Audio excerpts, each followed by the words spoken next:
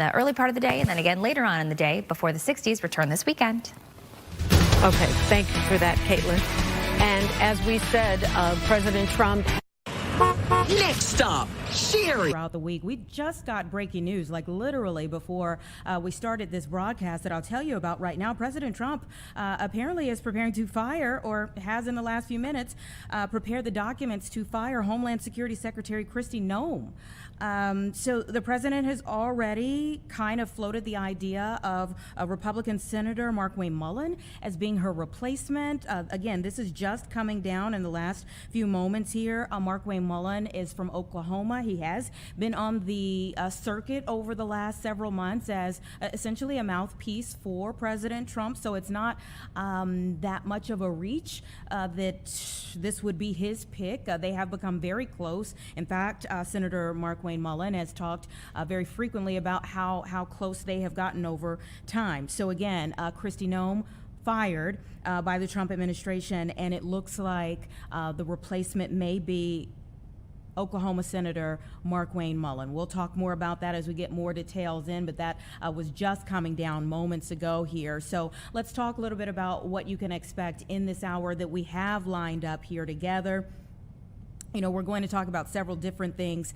Morgan Shoals, we anticipate being able to have a conversation with the Army Corps of Engineers about a project on the south side to really revamp and shore up the shoreline, essentially, and to restructure that so that you have this beautiful piece of Chicago for many years to come. Erosion obviously can take that away over time, and so we're going to talk about the coastal storm damage that happens over time, and also this effort to really revamp that area and make sure that it is around for years to come. We're going to bring up our own Cassie Carlson from our sports department to talk about the huge news in the sports world, and especially for Bears fans.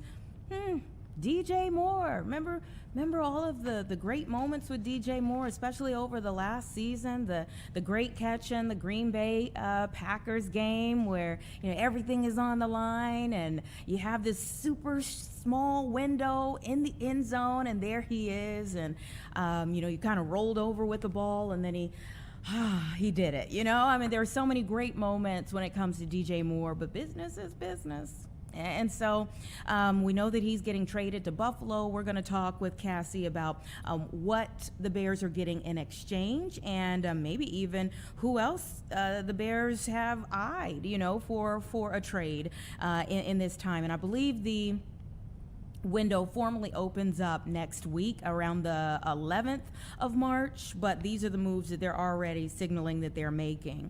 Also, right around 1:15 or so, we anticipate having Congressman Jackson. You know, tomorrow will begin the final goodbyes, and so tomorrow is the public goodbye before the private goodbye on Saturday for his father, the Reverend Jesse Lewis Jackson Sr. So we're just so honored that he would take time in the midst of this mourning period for his family to be here for Chicago Live. That should be somewhere around 1:15.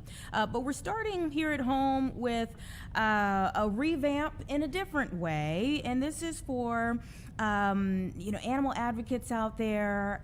You know, Pause Chicago is always doing wonderful things, and we regularly see them, especially here around Fox Chicago. We regularly see them and all of the great things that they're doing. But just recently, you know, there has been a switch in the executive director role for Chicago Animal Care and Control. And if you were watching, we brought that to you, the press conference in that moment when Susan Capello, the new executive director, was announced. Right off to the left-hand side, I believe, if I'm correct, right off to the left-hand side, there was a representative from PAWS right behind her. And so let's talk a little bit more about this partnership and how it's going to help animals moving forward. I have Celine Milcare, who is the Chief Program Officer, joining me now. Thank you so much for your time. Good afternoon. Thank you for having me. Absolutely.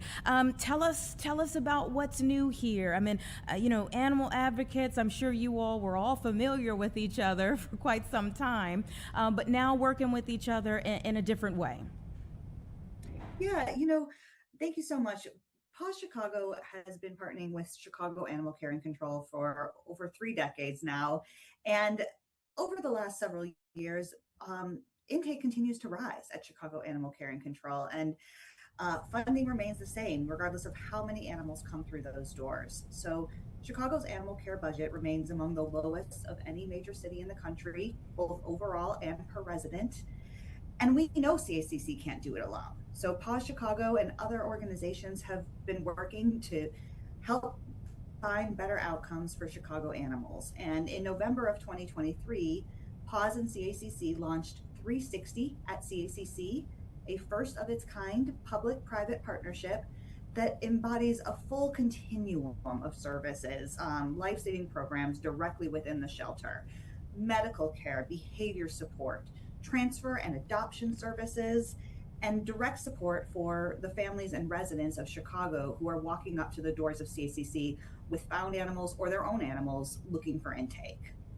Well, thank you all for what you do. We so appreciate you again at Paws on a regular basis, but it's beautiful to see you all working with Animal Care and Control in this new way, and we look to see much more to come in the future. Thank you so much. We're so excited to be launching our veterinary social work program, and that's what we're announcing today. It's a new program that's really designed to just help our team have trained social workers that are meeting people where they are in front of Chicago Animal Care and Control, helping to address any issues that they are experiencing and helping to try to find ways to help keep pets out of the city system. I know it's going to help so many. I think we might be having a bit of a connection issue there, Celine, but I know it's going to help so many different animals. So thank you so much. We look forward to having you all here at the station next week, so I'll dig a little bit more into what I'm not able to today. We do have Secretary Christy Noem, who is speaking right now, so I'm going to have to let you go. We're going to bring her in and listen into a bit of this speech now that she is being fired by President Trump and replaced. And you do it in a way that other people often are never going to be required to. When tragedies like what we saw in Austin take place, it's your leadership and it's your decision making that make all the difference. You use judgment, and people entrust you with their lives. You're on the front lines of leadership, and you have the responsibility of guiding and also shaping the next generation. So we thank you for that, and we thank you for what you do. I know that I've met many of you in the room. I've had the chance to visit with you. I appreciate your wisdom and your advice as we continue to develop trainings and insight into how leadership can work together to make good decisions and to break down the silos between agencies so that we can work together more in better ways than we have in the past. And we're seeing challenges across the country from judges and courts that are working to stop some of our efforts, that are looking to take away some of the protections that you need in law to do your work.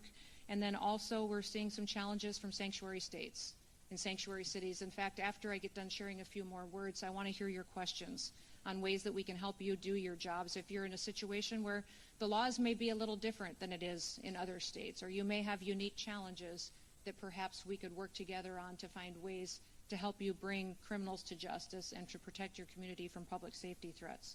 America is the greatest country in the world, and it's the greatest country in the world that has great cities and great communities. Regardless of where people live, we need to make sure that they have an opportunity to go to work every day safely and to send their kids to school safely every day.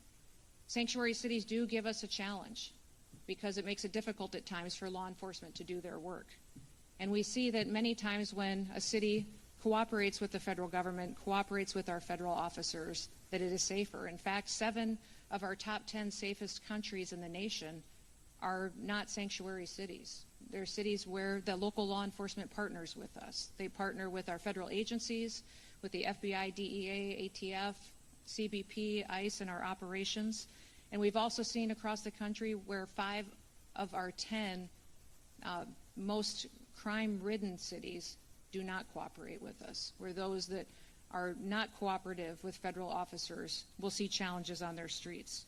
We've seen a lot of different situations from city to city. The one thing I would encourage you that no matter how frustrated you may be with some of that we can find a way to work together to do some good work for our people. In fact, even in Memphis, where we saw different leadership, we had different parties in the governorship and in the mayor, we still were able to arrest and bring to justice over 2,600 criminals, and in a way that significantly dropped their crime rate and significantly helped those communities continue to take those public safety threats off the streets.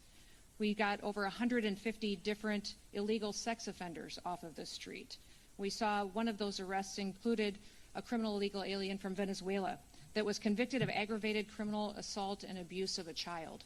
I'm thankful that that individual is no longer on the streets because of the cooperation of those local law enforcement. We have agreements across the country called 287G agreements. I'm sure you're familiar with them, but there is 3 different models that are available. One is a jail model that helps us with some detention. The other is a warrant service officer model that is extremely helpful for us to make sure that we can take jurisdiction or of an individual who's a criminal in the safety of an environment of a courthouse or a jail, and they can be turned over to ICE so that we have the ability to return them back home. And the other model would be in the task force model, which I hope many of you. Okay, so we have been listening into Homeland Security Secretary Kristi Noem, Department of Homeland Security Secretary Kristi Noem, who has just been fired by President Trump. She is actually at a major cities conference in Nashville right now, and so the video that you started to see as she was speaking is actually her replacement. That is Markwayne Mullin, senator from Oklahoma. I'm going to just read to you a bit of what President Trump said online here about the entire situation. He says, I am pleased to announce that the highly respected United States Senator from the great state of Oklahoma, Markwayne Mullin, will become the United States Secretary of Homeland Security, effective March 31st, 2026. The current Secretary, Kristi Noem, who we were just listening to speak, who has served us well and has had numerous and spectacular results, especially on the border, will be moving to Special Envoy for the Shield of the Americas, our new security initiative in the Western Hemisphere that we are announcing on Saturday in Doral, Florida. I thank Kristi for her service at Homeland. So that is coming from President Trump. That's what he just posted online. I believe Senator Chuck Schumer is speaking now outside of the Capitol. Let's listen in. Being in charge of this agency as long as Trump is president, given the policies he's espoused, given how ICE has been structured. The rot is deep. Does that mean the Democrats are going to block any nominee from getting through? As I said, he's got to change the whole policies in ICE. It transcends, it's not a personnel issue, so I wouldn't focus on that. So a legislative fix has to come before you support the nominee. Thank you, Senator. Thank you, sir. Thank you. Reporters were just asking Senator Schumer about this latest news, and he's speaking about the fact that, well, anyone who would be named a replacement would still have to be confirmed. And so, yes, the person who is named from President Trump as a replacement for DHS Secretary Kristi Noem, who is outgoing now and moving over to a special envoy for the Shield of the Americas, is Senator Markwayne Mullin from Oklahoma. That, again, all of this just happening in the last 30 minutes or so here. Listen, we have put in a phone call to Congressman Jonathan Jackson to be here to speak about his father, of course, and that is so important to us. But I do want to offer you the time, since you were here as all of this is happening right now, all of the breaking news, to give me your reaction to Kristi Noem being fired by President Trump. Oh, the question becomes, what took so long? She should have been gone. She never should have been confirmed. Any person that shoots their own dog, puts it in their book. I mean, she's had a lot of different challenges, and she's shown herself to be very cruel. And so it's a good thing that she's gone. And I think racing her to the door ought to be the Secretary of Defense, Pete Hegseth. You're going to see him to be becoming an increasing disaster. Hard to imagine it getting bigger, but it is. And so these are some of the most incompetent people that were assembled And so I'm glad that she's gone. I hope that we get justice for these people that have been illegally abducted and detained unlawfully in the United States of America, denied their habeas corpus rights, their freedom, their ability to have a presumption of innocence. And let's put an end to this level of cruelty. And the president says he's moving her over to be a special envoy for the Shield of the Americas, which is a new security initiative. Have you heard anything about that? I have not. He should probably move her over to the Department of Agriculture and give her a shovel to go work on a horse farm, you know, and shovel some stuff. She's horrible. And what she's done to these children that have been abducted, the amount of people that have died in detention facilities in Texas and in Louisiana. And I hope that she's held to account for the action that she's taken. And her and Mr. What's that, his name? Littlewinski, or whatever her boyfriend is, like, they both should be gone. Now, moving the Secretary of DHS to a new role and possibly replacing her with Senator Mark Wayne Mullen. Let me ask you this. I know right now that Democrats have been staunchly against any funding for DHS. Would that change, do you think, with a new leader for DHS? No, if it's the same old recycled problem, the question is what structurally changes? Do people have the right to have their presumption of innocence? We're going to see these masked men going around with hoods on their face, kidnapping people. I mean, we want to put an end to that altogether. All law enforcement should be able to show their face, show their ID. They should have pride in their work.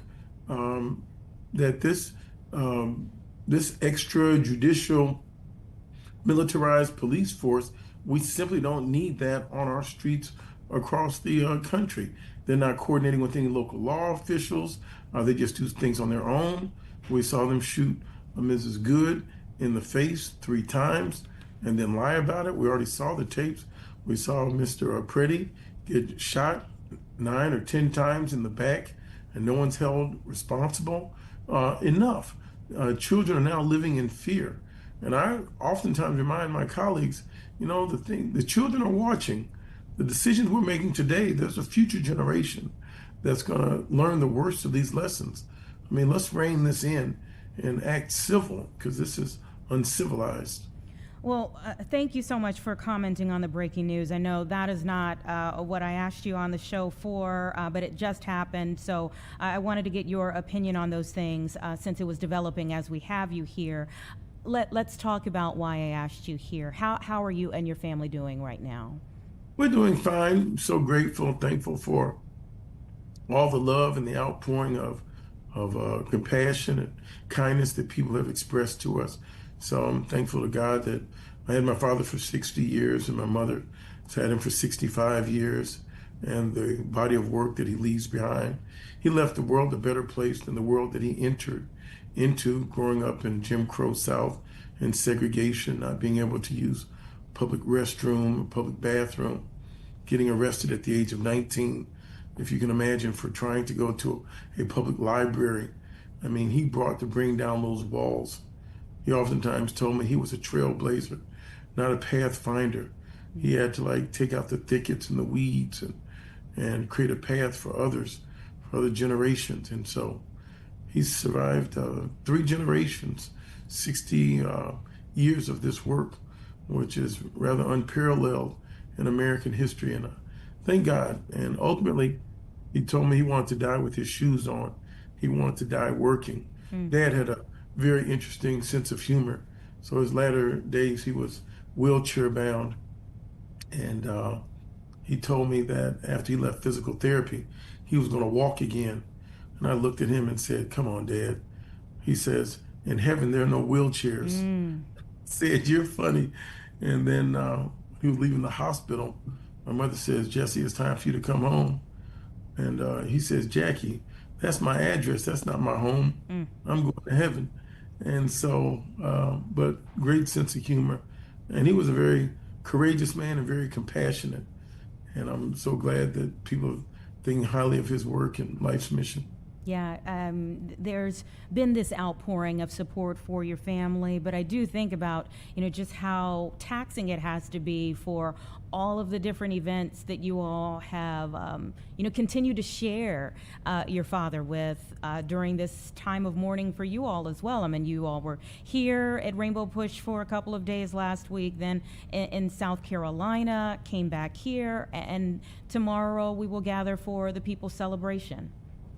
Yes, there were so many people that wanted to come by and say thank you and acknowledge him and pay their respects. So we feel as if that's the least that we could do. 8 states lowered their flags in his honor. What a tremendous tribute to him.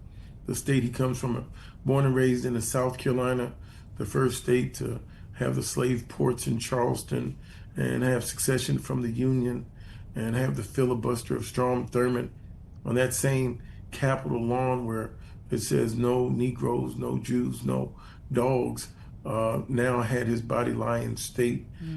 Tremendous outpouring of love from South Carolina. Governor McMaster, the governor of South Carolina, what an honorable and kind person. I thank him, thank the legislature of South Carolina. They lowered their flag. There have only been 4 persons to ever lie in state in their rotunda in South Carolina since they were formed. And so we're very grateful. What an high honor. And I told you my father said he wanted to die with his shoes on. Well, after he was dressed and put in the casket, we drove him down to Columbia, South Carolina. And now he's flown back to Chicago. So he took one last road trip with his shoes on. And there were 8 states to lower their flags.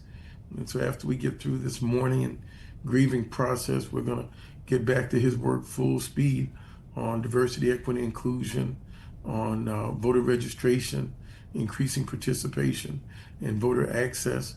So the work will continue. And that is what I wanted to ask you about next. I mean, it feels like each one of you as siblings has kind of taken on a different piece of his legacy.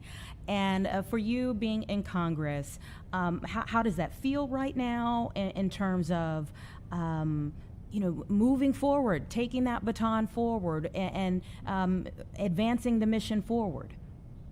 Well, if I could share one thing it's small, but it's big. The driving up here from work today, I just drove past the Department of Education and I see a big banner honoring Charlie Kirk, a person who said that the Civil Rights Act of '64 was a mistake.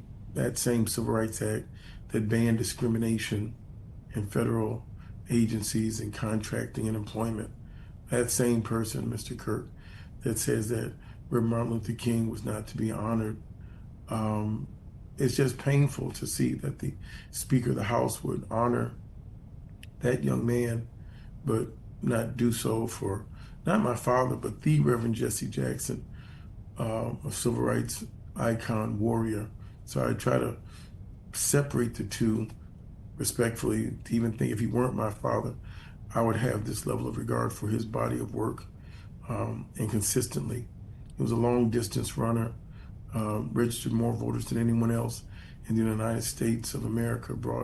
We brought back hostages together, U.S. military in Syria with President Hafez al-Assad.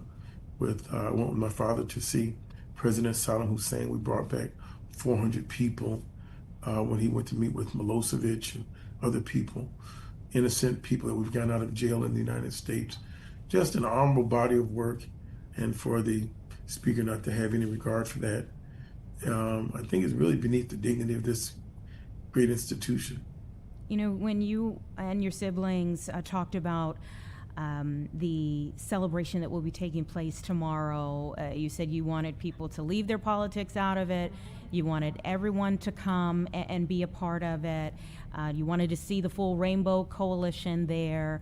And as you prepare for that day, and obviously we've seen a list of dignitaries who will be in attendance, but also in a lot of people's minds, the country is at war right now, in Iran. What do you think the message of tomorrow will be? Oh, I think it'll be in a homegoing celebration, just to acknowledge my father's work, and people will give reflections. I think that this war is not a war declared by the United States. This is the president's war. This is the war of Pete Hegseth. This is not the United States of America. The House of Representatives, we never voted on it. So it's not by the will of the people. So they've jumped out there, and now they have all these convoluted messages on why we're doing something and what was going to happen. Bunch of foolishness. And so we're going to have that vote today, starting at 4 o'clock. I think people will probably vote along party lines, but I hope they don't. It is the power of the purse strings in the United States Congress, the body of the people that are supposed to make declarations of war. It's the body of the people, the Congress, that's supposed to make the tariffs. So I think you're beginning to see the beginning of the end of the Trump administration. It goes downhill from here even faster. There was another vote last night in the Senate, and there were Democrats who voted with Republicans that did not feel comfortable with enacting the War Powers Act in the middle of this operation in Iran. Do you feel like you'll have all Democrats unified for this vote in the House?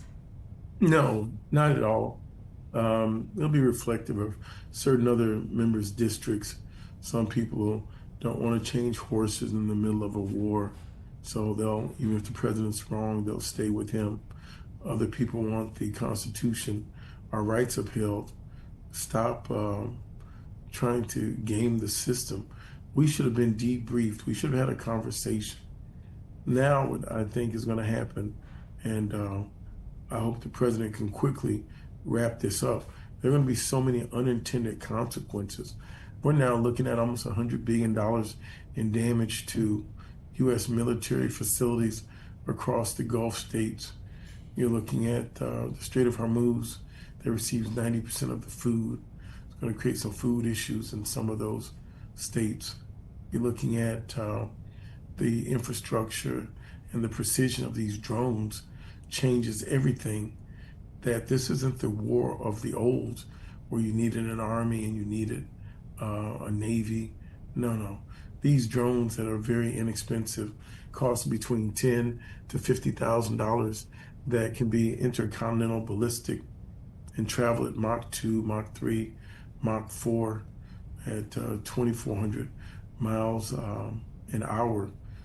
It's just extremely lethal. So that's Chicago to DC, landing a bomb at someone's doorstep within 15 minutes. It's like almost, you can't even intercept it.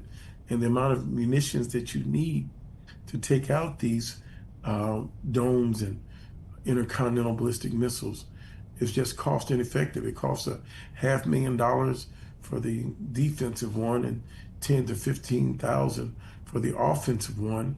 And everyone's stockpile is running low, from the weapons we've shipped to Ukraine to the weapons we've shipped to Israel and to Saudi and to the Gulf states. We can't produce enough. So you're going to see some serious strategic flaws in the strategy that Trump has and Hegseth have put before it. And we can't get in and out of there in 4 weeks. So I think, I'm praying now for the safety of our troops. Let's bring our young people home. They didn't sign up for this. Thank you so much for your time. Again, I really, in the middle of your family's mourning time, I know you're hard at work when it comes to your job as a congressman. I'm not sure how you're juggling it all, but I do hope that you get some private time to mourn the loss of your father. Thank you for making time for us right now, and my prayers for you, your siblings, and your mom. Thank you so much. And I would tell you, in the words of my father, you keep hope alive. Keep hope alive. That is it. That is it right there. Thank you so much. Thank Take you, care. Bye. All right. All right, everyone. It's just about 1:30 here. Things have really been going this afternoon, of course, on the heels of the firing of Secretary Noem. And we're actually just getting in a response from Senator Dick Durbin that was just sent in moments ago. See if I can get to that. And we're getting a lot of different reaction that's been coming out here. So as we've been rolling on this, we know that we expect to get another press conference any minute now. We're keeping an eye on a potential press conference to come in at any moment here. Again, getting some reaction from our local delegation on that. We were able to just, get Congressman Jackson's reaction to it because we had already set up an interview with him today. But Senator Durbin here says, Kristi Noem was the face of an unpopular, illegal, and outright dangerous mass deportation campaign that claimed the lives of innocent Americans and terrorized many more. Our country expressed outrage. She repeatedly lied before Congress, and even the president finally conceded she was unfit for the job. Kristi Noem slipped on the outrage of ICE. Will this Oklahoma senator be any better? We will find out as the Senate exercises its authority under the Constitution to provide advice and consent on this appointment. Again, the Senate would still have to confirm the nominee that President Trump has put forward, but that person that the President Trump has named is Oklahoma Senator Markwayne Mullin. So now we're getting some of the reaction coming out to this big moment where Kristi Noem has been fired by President Trump in that role, but she's going to be switching over to a role as a special envoy for security forces that the president says he'll go more into detail about this weekend. Hadn't even spoken. I was asking Congressman Jackson, did he know anything about it? Hadn't heard anything about it. The president says he had intended to announce it this weekend in Doral, Florida. In fact, you can see Markwayne Mullin's right there, exiting out of the Capitol. Obviously, everyone wants to hear from him now in this moment here. But again, Kristi Noem's supposed to be now the special envoy for the Shield of the Americas, I guess going into April, because all of this would be effective March 31st. So we will see what happens from here, but it is a big moment here with the president firing or repositioning, however you want to say that. Kristi Noem from the Department of Homeland Security, and everyone's trying to get a statement, trying to get a picture of the new nominee for that position, Oklahoma Senator Markwayne Mullin. It's 1:32 now. Let's get in a quick 2-minute break, and we'll be right back.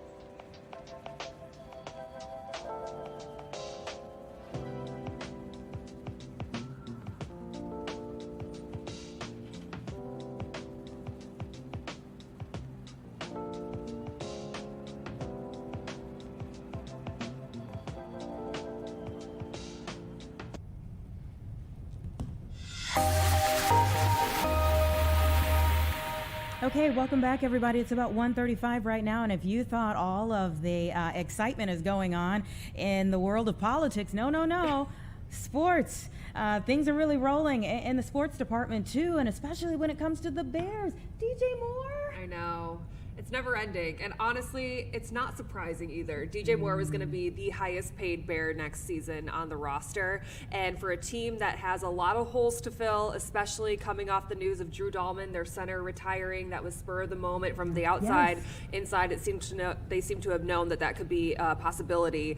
They need to prioritize center. They need to prioritize left tackle. They need to provide an edge rusher. They need a safety, at least on the roster, potentially a linebacker. And so when you look at the wide receiver room and the production that DJ Moore had coming off his least productive season, it made a lot of sense. And so they are sending him to the Buffalo Bills along with this year's 5th round pick in return for a 2nd round pick this year. So I actually feel like the Bears kind of win this trade, offloading that big salary to get some cap space and then also getting a 2nd round pick, which is a day 2 pick is great in the draft. I still remember when he got that big contract, and it was such a moment. And the thing is, when you say like least productive year, it was always throughout the season. It was hard to kind of wrap your brain around that. Yes, least productive year, but then there were these moments. Oh my gosh. When he was productive, he produced. Well, he was only here for 3 seasons, and you talk about those moments, we can name them. I have them listed here. My top 3 would be the walk-off touchdown, of course, against the Packers in Week 16 in overtime to win that game. He gave us one of the all-time greatest lines in that interview about the Packers, and then had the cheese grater celebration in the locker room after that. He had the line that you can't reproduce. I know, I'm like, can I say that one? No, I can't. I'm not going to. Everyone knows it, though. You don't even need to say it. You know what it is. And then it was the go-ahead touchdown late in the 4th quarter in the wild card game to put the Bears up, and they ended up knocking the Packers out of the playoffs. He had a great touchdown in the back of the end zone against the Cleveland Browns. So many moments, but you talk about, he was here for 3 years. It was, or I should say less than 2 years ago, or 3 years ago. He was part of the trade with Carolina that Ryan Poles pulled off that ended up bringing Carolina's #1 pick, and then they got Caleb Williams with that pick. And so he was part of the whole thing that really is why the Bears are in this position today, because they were able to draft their quarterback that they feel like is their quarterback of the future. And you just looked at how that wide receiver room was. You had DJ Moore, you had Rome Odunze, who got hurt. He is a top 10 pick. You have Luther Burden, a high 2nd round pick. You also have Colston Loveland, who was the most productive receiver on the team last year. And I think you just look at how the salaries were stacked up.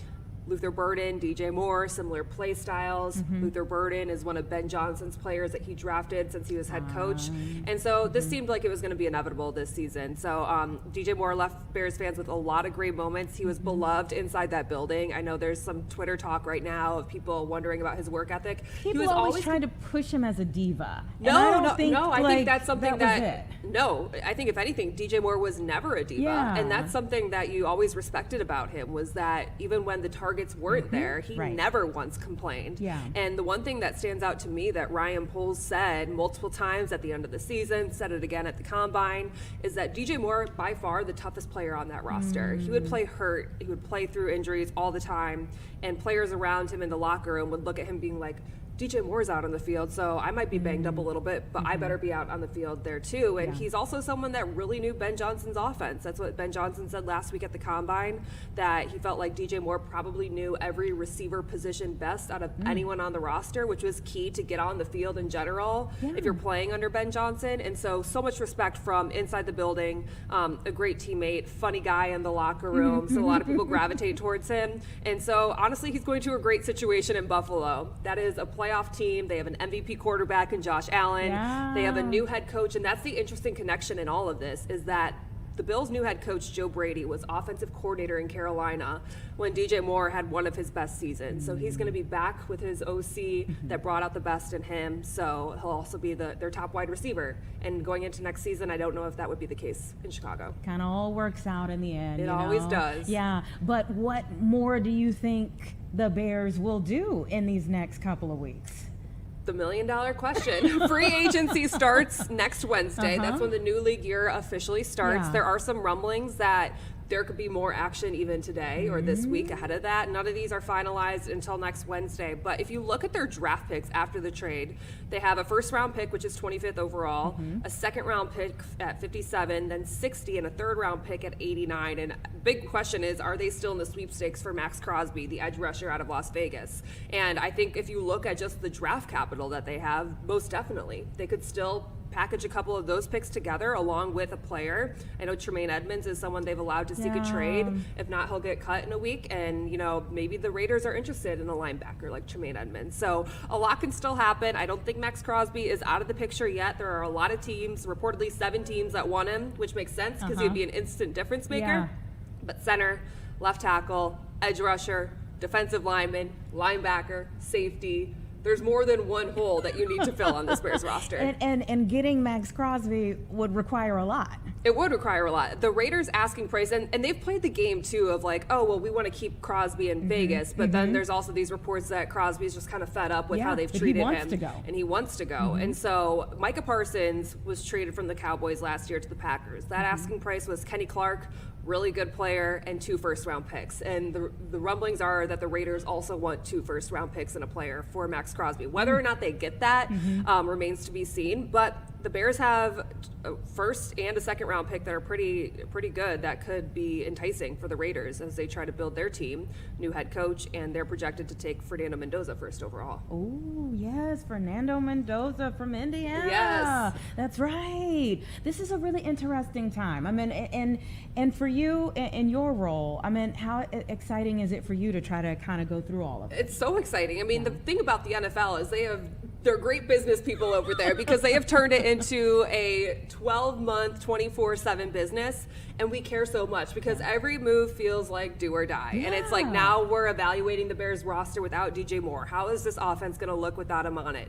If they add Trey Hendrickson in free agency next week, if they trade for Max Crosby, what are they going to have to give up? It's all the unknowns and possibilities, which is why we love it, because you can create all these different scenarios, and it's also going to give us a little insight into what we think the Bears are going to be capable of doing next year. You know, it used to be that we would only think of March Madness when it came to basketball. Now it's the NFL in March, too. Well, yeah, and the NFL is king, and so while after free agency things kind of slow down until April when you get to the draft, next week it's going to be all NFL talk because free agency frenzy is what they like to call it. It's a week of just chaos and who's on this roster? Wait, that player is where now? And so you have to like relearn the entire league because there's so many new pieces. They're going to be wearing different jerseys next year. Ooh, well, we shall see what happens in the hours, days, you know, in the next week to come. Thank you so much for coming up to get us up to speed on all of the things that have been happening just within the last day. Oh, of course. I mean, we'll be on it all day long. We have Chicago Sports Tonight, a cool show tonight on Fox Chicago Plus at 6 o'clock and Fox Local.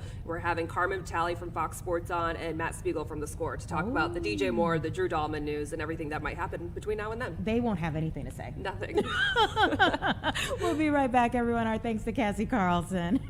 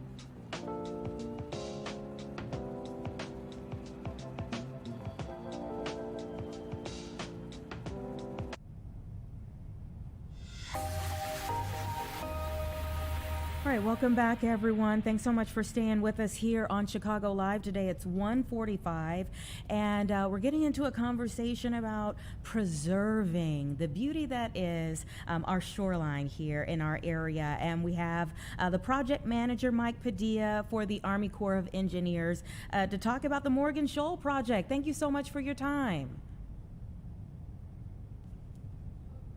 I'm not sure if you're muted on your end or our end. Okay. Glad to be here.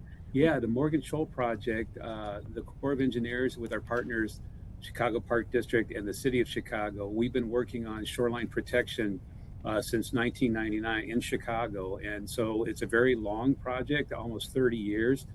We've built 21 out of 23 segments in that time frame. The last two are Morgan Shoal and Promontory Point. And tonight we're going to be having a public meeting on Morgan Shoal so that we can talk about the impacts of the project under the National Environmental Policy Act, NEPA. We did an environmental assessment of the proposed project to protect the shoreline from storm damage. And that environmental assessment has been out for review by the public, and we're having a public meeting. Basically, we came up with what we've assessed the impacts of building that project from an environmental standpoint. And we want to make sure we got that analysis right. So we have to ask the public. We ask them, hey, did we get this right? Did we miss anything? And that's what this public meeting is about tonight. So we're looking forward to that. And the timeline on that depends on, what feedback we get from the public. If we miss something and we have to kind of go back to the drawing board a little bit, we'll do that. It's hard to really say, but we are anxious to build a project out there that would protect the shoreline because in 2020 you had really high lake levels and caused a lot of erosion and flooding on Lakeshore Drive at the Morgan Shoal area. And in 2014 we had low lake levels that causes other kinds of problems. There's certain structures and wooden cribs and things like that when they're exposed to the air, they start to corrode and things like that. So, but our partners, we're working on this. We have been for almost 30 years. We're looking forward to getting this done. And that's kind of what it's all about. In general, the Corps of Engineers has been working on shoreline protection for really all of the Great Lakes, all 5 of them. And in fact, we're doing a $14.4 million study with the 8 Great Lakes states as our partners to kind of think about what the future and be prepared, plan ahead so that we can be more resilient and have our coastlines more resilient. So that's something that's going on as well. And if you're interested in that, you can always go to the Corps of Engineers website, www.usace.army.mil. And you can read more about that study as well. A lot of times people really don't think of erosion and things of that nature when it comes to lakes. They think about it for a coastal community, say along the ocean. But talk about the difference in what you see from coastal communities next to oceans, saltwater bodies versus the Great Lakes. Right, and that's a really good point. There's really a big difference. When you are talking about ocean coast, you do have tides and things like that, but the difference between that and the Great Lakes and Lake Michigan, for example, is that you have varying lake levels over time, and so you may have a few years where the lake levels are high, and then it kind of recedes. Really depends on how much precipitation you get and how much what the temperatures are in a given time frame. So you have those varying lake levels, and the oceans don't vary like that. They do have tides, but you can kind of count on what the level of the lake, what the level of the oceans are. Not so with the Great Lakes. They really do change over time, and so we're concerned about that. When you have high lake levels like in 2020, you see lots of damage, erosion, and flooding and things like that, and people have to deal with that, and so we're again interested in finding ways to protect against that, the changes that the damage that could occur. So that's really the difference, is that you can't really count on, as time goes on, the lake levels really vary quite a bit. You could have 3, 4, 5 feet difference over time. And that's not the same as the ocean coasts. And what do you see lake to lake, since you are all studying all five, I mean, what do you see varying from one lake to another? And so in general, when we had high lake levels on Lake Michigan in the 2020 time frame, most of the other lakes did also have some high lake levels as well. So there is some correlation between the different Great Lakes. They kind of go up and down in general together, but they are separate bodies of water, and they have different elevations. A lot of people don't know that Lake Michigan and Lake Huron are connected, so they're like one giant lake. So when we had high lake levels in 2020 here in Chicago, all along Lake Michigan and Lake Huron, they had high lake levels, and the other lakes did too. And then when we had low lake levels in the 2014 timeframe, so did the other lakes. But there is some differences, there's a lot of things I could go into, but probably don't have time for that. There's just differences between the 5 different lakes. Mm-hmm. And so, how big of an issue has this become for Chicago? So I think it really comes down to the lakefront was very impacted by high lake levels. I think usually high lake levels is the more impactful compared to too low of lake levels. I said earlier that if you have low lake levels, it's usually not damage that occurs right away. It's like things that aren't usually exposed to the air start to corrode and that thing. But what really causes problems is that you have like navigation issues. People that want to bring their boats into certain areas, it's too low. But high lake levels, we did really have some impacts. You had erosion, you had flooding, especially at Morgan Shoal. We actually had to go out there and do some temporary emergency placement of rock to keep the shoreline from unraveling towards Lakeshore Drive, and there was some actual closures of Lakeshore Drive because it got flooded.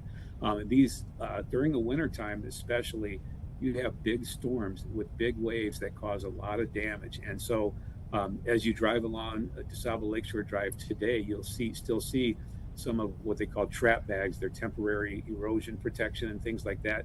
That they're kind of eyesores. People don't want to have them all there all the time. And that's why we're interested in building projects like the Morgan Shoal project.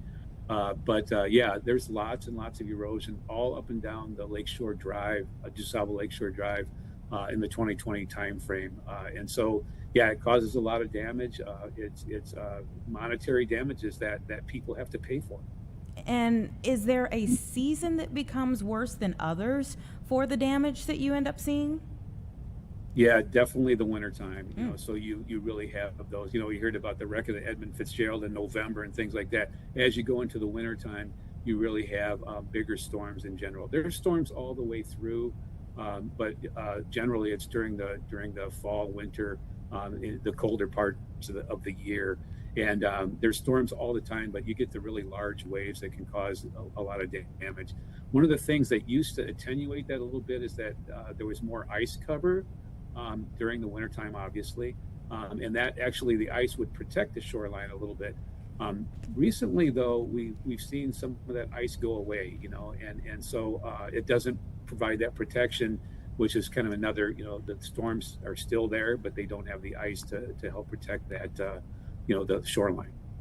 And when you think of the dangers to the shoreline over time, what's the greatest risk? So I think that if it starts to erode, and that's something that just continues to propagate, and so if you don't go in there and do something like a proposed project like Morgan Shoal looks at, what waves are doing out there, the forces that have to be counteracted, and in order to protect the shoreline, and so that's the thing is that erosion just keeps propagating, and you're trying to prevent that. And so there's lots of different ways. And again, out of this shoreline protection project that started in '99, we've already built 21 out of 23 segments, and you can see that all along the shoreline. And it's done a really good job. Where we've built those is not eroding anymore, and so we have protected that shoreline there. It's the areas that are not protected yet, like Morgan Shoal, and I mentioned Promontory Point. In addition to that, we're actually, with those partners I mentioned, Chicago, City of Chicago, and the Park District, we're actually doing another study to just look at the shoreline in Chicago from north to south and say, okay, we built those 21 segments. We're going to build 2 more, but is there anything else that is having problems with that erosion? And indeed, we've identified a few segments along that 9 miles of shoreline, and we're studying that right now. And we expect that Congress asked us to study it, and we're studying it. And if we come up with recommendations, they may fund to do more projects to do that shoreline protection. Okay, so then the meeting for tonight is at the Hyde Park Neighborhood Club, and you're hoping to get a lot of feedback there. And then what do you do with the feedback? Where do things go from here? Oh, by the way, I wanted to mention it's at Kennecott Park, the field house at Kennecott Park. Want to make that correction. So that's there. And so, we basically have a draft. We said, here's the impacts. If we build this project, here are the impacts to the wildlife, to the social interaction down there, all these different things, to the lake itself. Here's the impacts. But it's just our take on it. Again, we have lots of experience, 21 segments we've already built, so we kind of know about that. But we want to make sure that the public chimes in and says, you didn't get this quite right. Some of the impacts that you didn't notice or you're not understanding. We want their input so that we get it right. And then what we'll do is we'll take their input and we will analyze that, and we will make revisions to our draft environmental assessment. That's the name of this document that we put out for public review, the draft environmental assessment. And then once we've done that, then we usually sign that document so it becomes final, and that's kind of like a requirement for environmental compliance. It becomes final then, and then potentially we would move forward with the project. But again, as I mentioned before, if there's impacts that we didn't get right or if that we didn't know about, then we might have to go back and change things of what we're proposing. And so we're totally prepared to do that. And so that's why the timeline is a little bit hard to say. We would like to go to construction as soon as possible because, again, that protects the shoreline against the storms. And so we'd like to go as soon as we can. It's really hard to say when, but probably within the next year or two, construction would begin. And so, that's what we're up to. Okay, one more time, new location for the meeting tonight. Yeah, it's at the Kennecott Park Field House. And so I think people can Google that if they're interested in coming. And it is open to the public. We'll present the project. We'll present what we think are the impacts of building this project. And then we'll take comments from the public. We'll record it all, and we will follow up and analyze those comments that they put in so that we get it right, and then we will finalize that document. And it's still from 6:30 to 8? It's actually from 5:30 to 7:30. Okay, 5:30 to 7:30 now at Kennecott. Okay, we hope that you have a full house and that you get the feedback you need, and please keep us updated so that we know what's happening from there. Thank you. We certainly will. We appreciate the time. Absolutely. Nice speaking with you. Thank you for the work that you do. All right, everyone. We're just getting ready to go into the 2 o'clock hour. I do believe we have a live picture now to, again, just pieces of our big story of the afternoon, which is the newly named nominee for DHS secretary, and this is into a window into his office. This is for Senator Mark Wayne Mullen of Oklahoma. We saw him leave the Capitol building moments ago, and reporters are waiting for this moment to be able to talk to him about the outgoing DHS secretary now, Kristi Noem. She's going to be, according to President Trump, the special envoy to a new initiative that he has yet to really speak about. He says he's going to be announcing it this weekend, but he has named Senator Mark Wayne Mullen as the replacement. Of course, Senate will still have to confirm this person, but that is the newly named nominee for that particular position. So it has been quite the busy afternoon, but let's take a quick break, 2 o'clock right now. When we come back, I'll set you up for what you can expect in the new hour.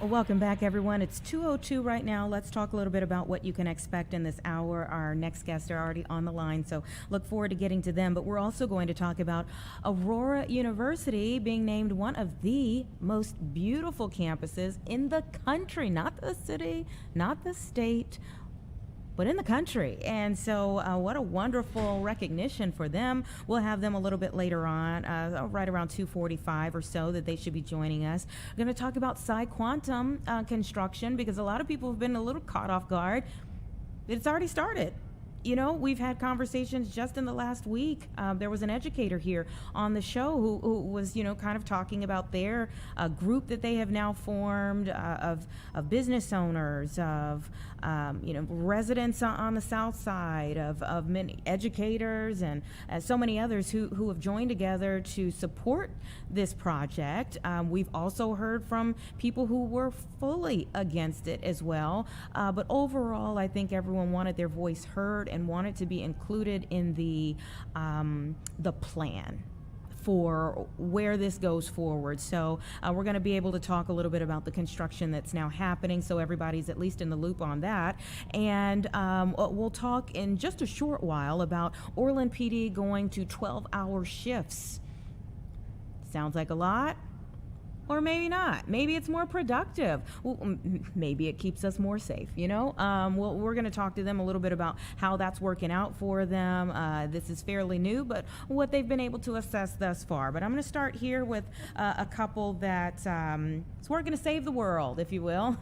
But it's a bit of a love story and a little bit of a superhero drama, too, going on here. As I understand it, I have Sarah Louise Young, Northwestern University professor of anthropology and global health studies, and Julius Lux, Northwestern University professor of chemical and biological engineering. Thank you so much for both being here. Thanks for having us. It's a pleasure. Okay, I'm not sure where you all are in your relationship, but just reading off your backgrounds here, I'm like, these two are going to have some smart kids. The setup is there. But anyhow, let's talk about your recent work. You are testing water both here in our area and well beyond. So tell me a little bit about what you all are doing.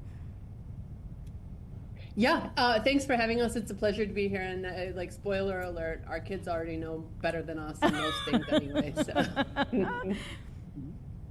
So basically, we care a lot about people's what we call water security. Do they have the water that they need when they have it, when they want it, and is it safe and is it acceptable? And right now, it's pretty hard to know what's in your water in an easy way. And so, to answer that question, enter stage left, Prof. Lux. Yeah, so our work really started off with Sarah's work, actually in different parts of the world, where a lot of people don't have the same water supply as we do, and they're kind of faced with where they get it. You know, do they have something close to their home, but it's maybe not of high quality, or do they spend a lot of time and effort trying to get that water? And she came home with the idea of, what if we could give them something like an at-home COVID test, but not for COVID, but for their water, figure out their water is safe to drink.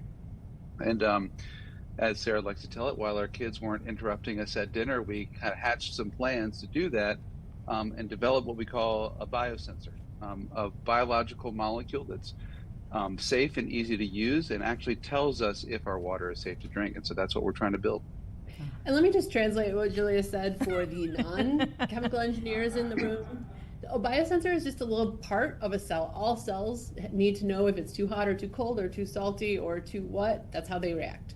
So what they have done is extracted this little part of a cell out, ground it up so it's not going to like replicate. There's no Frankenstein cells happening or molecules happening.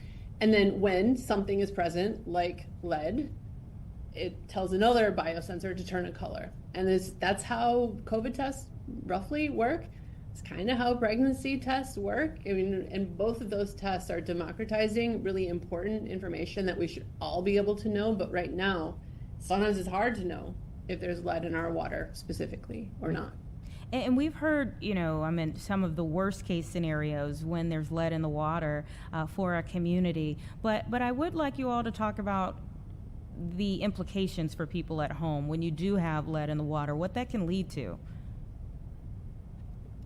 Yeah, so problems with water can have really far-reaching consequences. I'm just coming back from teaching a class where we talk about the biocultural consequences of water. Problems with water can be really hard on your pocketbook when you have to replace your lead line. They can also, lead specifically, can lead to behavioral problems. It's a neurotoxin. Neurotoxins don't help us to think clearly. They're associated with aggressive behavior. Those are two really clear ones. Yeah, and it's particularly bad for those of us in the area that are growing young children or pregnant mothers. And the nice thing is, if you have a problem, there are things that you can do about it. So if you've got elevated lead, one of the things you can do is purchase a filter, and we give filters out in our studies. And as long as you get the right one, that can take a lot of lead out. You can also flush your drinking water, so run the tap for a little while before you consume it, and only consume stuff out of the cold tap. And with the right resources, you can replace a lead line. What we're trying to do is give people information so they know what to do about it, and not so it slips under their awareness and they're being contaminated with lead in their water. And so one of the places you all are focused right now is Englewood. Tell me why. Yeah, Englewood. So we've been working on this study for a few rounds. So the biosensor, and this is the royal we talking about the biosensor. We've got the engineer guy doing the biosensors. We've got the anthropologist going out to talk to people about what their experiences are. And I would say we're the professors appearing on this show. Thank you for having us. But we are supported by a huge team of amazing people. So we're starting with great appreciation to Greater Englewood, round 4 of data collection, to see how we can make these tests the most easy to use. How can they go sideways? How can we make our instructions better? So we're partnering with a couple of organizations in the Greater Englewood area, including Sustainable Englewood Initiatives and Grow Greater Englewood. Shout out to Adonis Platt. We appreciate you. And we are really trying to work with the communities, not to do any weird experiments on communities, but to give the test to the people, for them to tell us what's working and what's not working with the test, and for them to know what's in their water. Yeah, and when you say not to do any strange experiments on the community, you do realize that there is a hesitation for many communities, especially disinvested communities, when there are scientists that come around with big ideas. Nobody wants some ivory tower joker coming, doing something, and leaving, which is why we are partnering with these organizations, which is why we have a community advisory board filled with people who are long-term here, there, and care. Mm-hmm. Yeah, we a big part of the project is communication, because you're absolutely right. We don't want to come in and say, we're from this great university and we're going to solve all your problems. We want to work with you together to do that. And so this website, wise-dx.org, actually has a really cool magazine that we created that shows our community advisory board members. We meet with them regularly to understand what are their real issues, what are their real hesitations, so that we can work together to solve that. We also use these interactions to develop this test together. It's one thing to have a cool idea in the lab. It's another thing to have something that really works for everybody else. And so this type of work is really important, to really co-develop these ideas together. Sarah's biggest problem solving was showing us that magazine just a moment ago. I saw you trying to work that out, but you got it. Yeah, so this is a zine that was developed with Vanessa Bly, Juliana Feng, and Natalie Noemi Ayala. And this is really explains in no uncertain terms what biosensors are and what the process we've used for testing them and what the study looks like. I mean, we are here to answer any questions, to give us the hard questions, because what we're trying to do is empower people to make their lives better. And you all are offering $50 per household for these tests. Is that correct? That's right, and that's just a small token of appreciation. I think what's more powerful is that you get knowledge about what's in your water. We will use our tests as well as gold standard tests, and like Julia said, we'll also leave you with countertop filters that with cartridges that remove lead for certain, no matter what the result of your test is. And when you I think sorry to interrupt, the one thing about the hesitation, it's certainly true, but what we've been really excited about is the reception that we're receiving in other communities that we've gone to in Chicago. You know, people, this is a big issue, and it's really hard to understand if your water is safe to drink. And so together we're helping identify problems, but then communities can go to their older people and say, hey, we got a lead line problem. We want to do something about it. So so far we've had a really positive reception. If I can just add one thing. Sure. Okay, awesome. We're also helping people to know when their water is safe. And that's also an important part. I mean, bottled water is really expensive. It's not great for the environment. And so when we can drink tap water, we want to. And this is another outcome of this. The other thing to just add is that there are a couple of criteria for being in this study. You need to be 18 years or older. You need to live in a house built before 1986. And you need to live in a single family home, but this is important, 2 flats are fine. The point is why it's a single family or a 2 flat is so that you can not use the water for the night. So you can agree that when we do this catch of water, it will have been stagnant in your pipes for 6 hours at least. And are there other places around the state and any villages or anything of that nature that you all are looking into as well? So we started in Chicago, and we are working also in Evanston. We want to get all the kinks out before we go broader, but we really are hoping to, and I think Julius wants to add to that. Yeah, we've received a lot of excitement, and part of this development is doing this slowly and iteratively, so we can learn. If somebody's for example, early versions of the test, which I can show you if you're interested in what it looks like, but they're having a hard time with the little dropper, getting the water drop in the test. We've refined that with their partnership. So we're trying to get all the kinks out, as Sarah mentioned. And right now we're really looking for a commercial partner that can manufacture a bunch of these tests to really satisfy the need of some of the interest that we're getting. Well, this is all very interesting. Thank you for what you're doing, and please continue to let us know how this goes, especially as you get more people who sign up. It looks like you were looking for 116 households in the greater Inglewood community. That's right. We appreciate you having us on, and for all the listeners out there, we would love to work with you to help this test be better and help Chicago. And how can people get a hold of you all? Yeah, so wise-dx at northwestern.edu or www.wise-dx.org. Okay, thank you both for being here. Love your love story and how it's going to help so many people. It sounds like for generations. Thank you so much. Thank you. All right. Bye. Take care. 2:15 right now, everyone. Still getting in more statements about our big story of the day. Just got one from Mayor Brandon Johnson.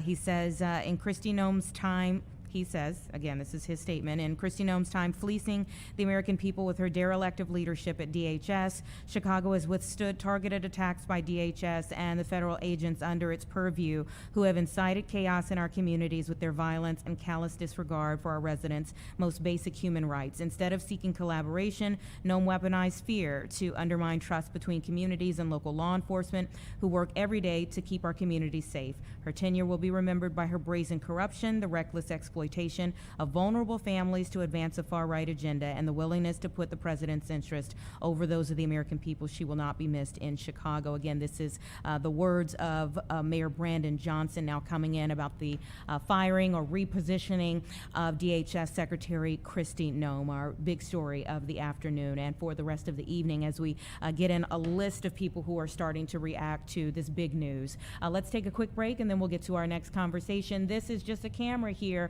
that's been placed outside of the office of Senator Mark Wayne Mullen of Oklahoma. You see the Oklahoma flag on his right next to his door. We're waiting to get a statement from him. He has been named as the possible successor to Kristi Noem for DHS, pending the confirmation from the Senate. We shall see. It's 2:17 though. 2 minutes and we're back.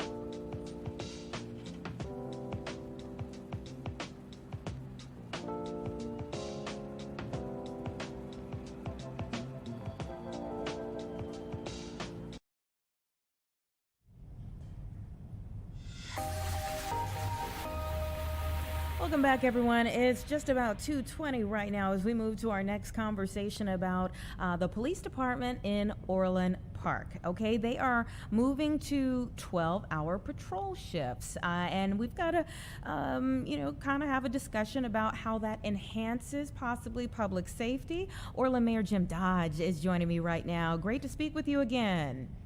Thank you. How are you? I'm doing very well. How do you feel these officers are going to be working 12-hour shifts? Well, so far so good. All the police officers I've spoken with and what they're telling us is that the department loves the 12-hour shifts. It's more time with family. It's allowed us to increase the number of patrols on the street. The residents certainly wanted it, and the police officers have been asking for this for a number of years. So we're very pleased that we could do this. Yeah, I was going to ask that next about how this came about. What has been their course of conversation in trying to get to this? Oh, this has been a multiple year conversation for the police officers. So they wanted to go to 12. A number of police departments are on 12-hour shifts.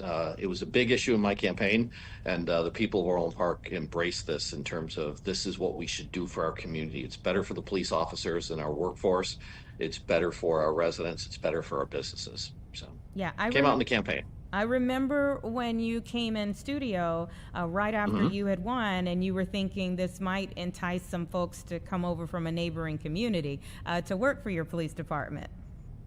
And that has absolutely happened. As soon as we went to 12s, word got out. We just started this at the beginning of February, so we're 1 month in, and we've had a number of transfers. So we're very pleased with how it's going in terms of folks being interested in working for Orland Park Police Department. So that's been good. And how does this, from a fiscal aspect, how does this work out for the community from a fiscal aspect? Yeah, we did two things. So we changed over to 12-hour shifts, and we increased the size of the police department. So now on any given shift, we have more officers on the streets, which people appreciate. But you add 8 police officers, it costs some money. So that was one of the discussions, so to speak, during the campaign, which is we'd like to make this investment in public safety and expand our police department, and this is what it's going to cost. So nothing's free. But the one big benefit from a police department perspective is you have a lot less overtime. Okay. All right. So it kind of shifts the balance there in terms of what's going out. Yeah. And, there will be some people who say, Orland Park, do you really need all of that? Well, the thing is, Orland Park is 24 square miles big. So we actually have a pretty good sized town in terms of space, given our population. So we've got a lot of ground to cover. So short answer is yes. And when you're such a heavy retail focused area, you have a lot of people coming through. So we have pretty big areas we need to patrol. And, for you kind of, okay, maybe checking off one campaign promise, what's next? The next is to keep going with the police department was a big one. We are now in some contract negotiations with other of our unions. We've got a number of big developments. You obviously have heard about the Amazon development, so we're very excited about that. And that has created some buzz and energy for Orland Park in terms of new development. So there's some things definitely on the horizon. One of the main ones we're going to tackle, like any town, is roads. I mean, any mayor in the Chicago area will tell you one of the number one things you focus on is how do you make sure that the roads and public safety stay in good shape. Tell me a little bit more about that for Orland Park when it comes to the roads. What are you looking at? What are you trying to fix? Where do you go from here? Yeah, so thank you. Right. One of the things that we're working on is working closely with our state legislators so that they know we need their help to fix things like 143rd Street, make some improvements on LaGrange Road. And so there's always a combination between the village, the county, and the state of Illinois to say, this is how we need to invest in our roads, because it matters to everybody. Orland is a regional shopping center, so it's not just benefiting Orland residents, it's all the people who come to Orland for restaurants, for retail, or to come seek. We have a large number of medical offices in town. So a lot of people come to town for services, and so it's them too. This is a quality of life issue for everyone. And when you talk about quality of life, let's circle back to the officers. There is an element of officer wellness that goes into this, and I don't feel like that is a topic that was really talked about too much years ago that has increasing importance and transparency, increasing importance even when it comes to transparency?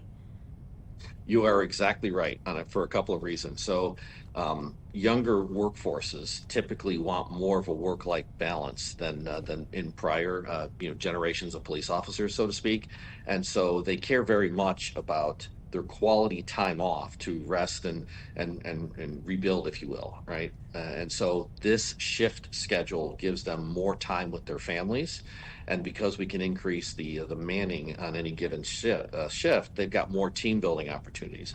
So in addition, during the course of that 12 hours, they're given a decent amount of time off to maybe come back to the station, relax, do some other things. And so we think we've tried to balance all the considerations so that we've got productive, healthy, police officers keeping Orland Park safe. So we think this will work pretty well. We've made some investments to make sure that they're doing well. Yeah, and that translates into, the community should be concerned about that, because it directly affects the interactions that you have.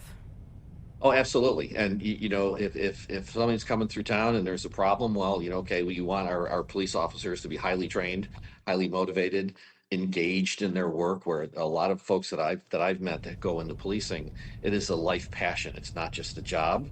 And so how do we, as the village board, on behalf of the people of Orland Park, say thank you? Here's what it means for you to work as a police officer in Orland Park. So we're trying to balance all those considerations, and so far so good. We're getting good feedback from our police officers. So are they working like 312s? How does it flesh out? Yeah, typically it'll be 2 12s, a day off, and then another couple of two 12-hour shifts. And the way it works out over 2 weeks, if you think about this over 2 weeks, then they're guaranteed to get at least 1 3-day weekend per month at a minimum.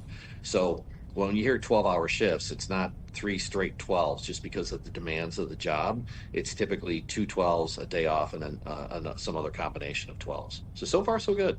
Very interesting indeed. Well, thank you so much for sharing the details of it, and I hope that it all works out, both for the officers but also for the community. And you're already sharing some of the data as to traffic stops or arrests that have come from this change. Yeah, and one of the things that for anywhere.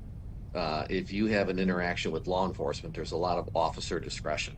And so we're very pleased with the way our officers are interacting with the public, that they might pull over for a traffic stop. And plus, so that's important to be highly professional and to be respectful of the folks that we're engaging with, which we do. And then you also have just the visibility and the extra presence of our police officers in the neighborhoods. It's funny, if a stop sign stops working in a neighborhood, if you put a police car there, all of a sudden it starts working again. We've noticed that. And so our residents appreciate the extra presence in the neighborhoods and the business districts. So all around, this is a win for the village, and I'm grateful to our Orland Park police officers who do the work, right? That they're the ones doing the job. You've made some good points there. Thank you so much, Orland Mayor Jim Dodge. Great speaking with you again. Great afternoon. All right, take care. 2:28, everyone. Give us 2 minutes and we'll be right back to hopefully have a conversation about the Sai Quantum construction.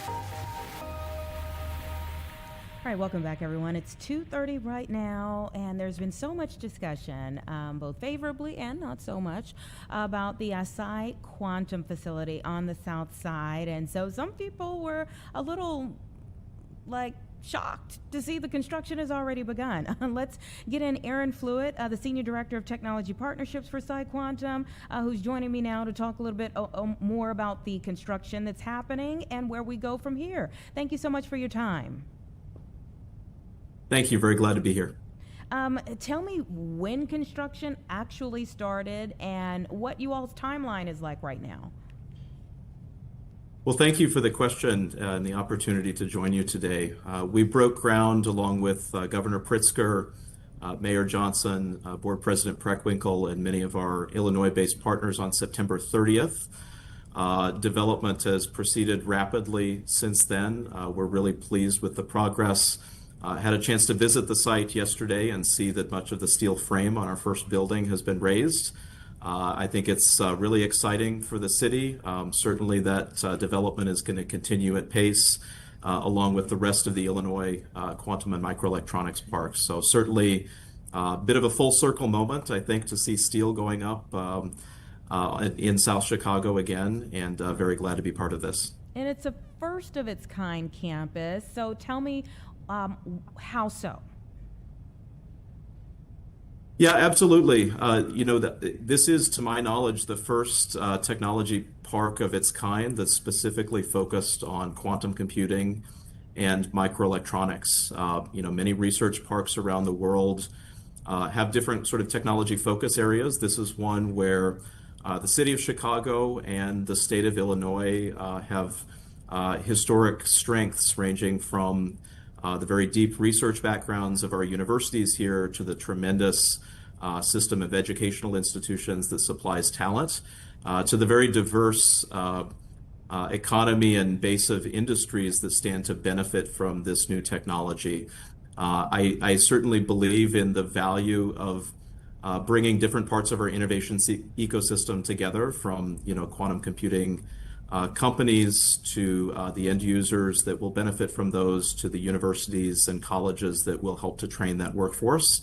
And bringing all those folks together, I think, is the real value in the vision for the IQMP that the governor and our partners in Illinois have helped us advance. I spoke with an educator just a few days ago who is leading a group of citizens on the South Side of various backgrounds that was truly excited about this opportunity, especially for young people to see something different in the area. Talk a little bit about adding that to the South Side. Absolutely, and I think what's exciting here is that the city of Chicago has precedent already for building first of its kind civil engineering and big technology projects, from the raising of our amazing skyline to the amazing scientific instruments at our national laboratories, to all the amazing discoveries that have powered our economy over decades. I think each one of these is a new inflection point for young people in the region to think about new possibilities for their future. And certainly for us, the location in South Chicago and the very proud history of this community is a thing that we're honored to become part of. And from an educational standpoint, the opportunity to partner with and invest in STEM education at the K-12 levels with our partners at Chicago Public Schools, Chicago State University, and many other organizations in the region, I think is a really exciting dimension of this. And it's really exciting, I think, to talk to students and hear in their voices the way that they see kind of new paths opening for them as well. Mm-hmm. And how do you address those in the community who were more hesitant about this addition to the South Side, and especially wanting to make sure that those with Sai Quantum communicated with the community through this process? Absolutely. This is a big development for the city, and it's one worthy of discussion and a lot of in-person engagement. And we've prioritized that since we announced joining the IQMP about 18 months ago.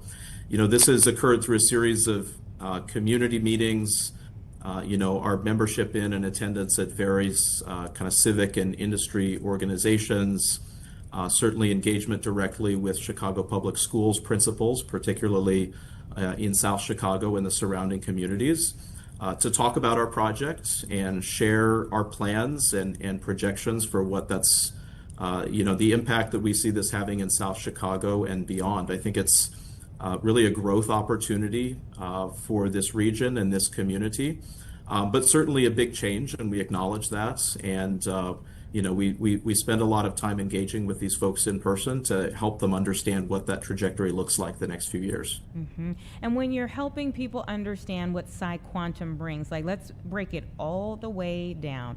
What is Sai Quantum? What will your facility actually be doing?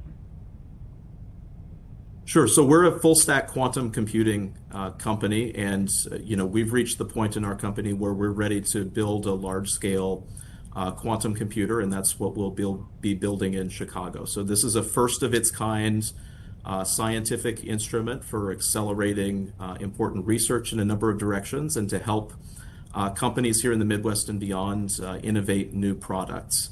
So, this is not a research instrument. It'll be a large operating facility that creates new career opportunities for folks working on facilities, various kinds of system engineering, and also thinking about how one would use an instrument like this to, solve really important computational problems that companies and researchers face. So we talk about the sort of workforce and career opportunities.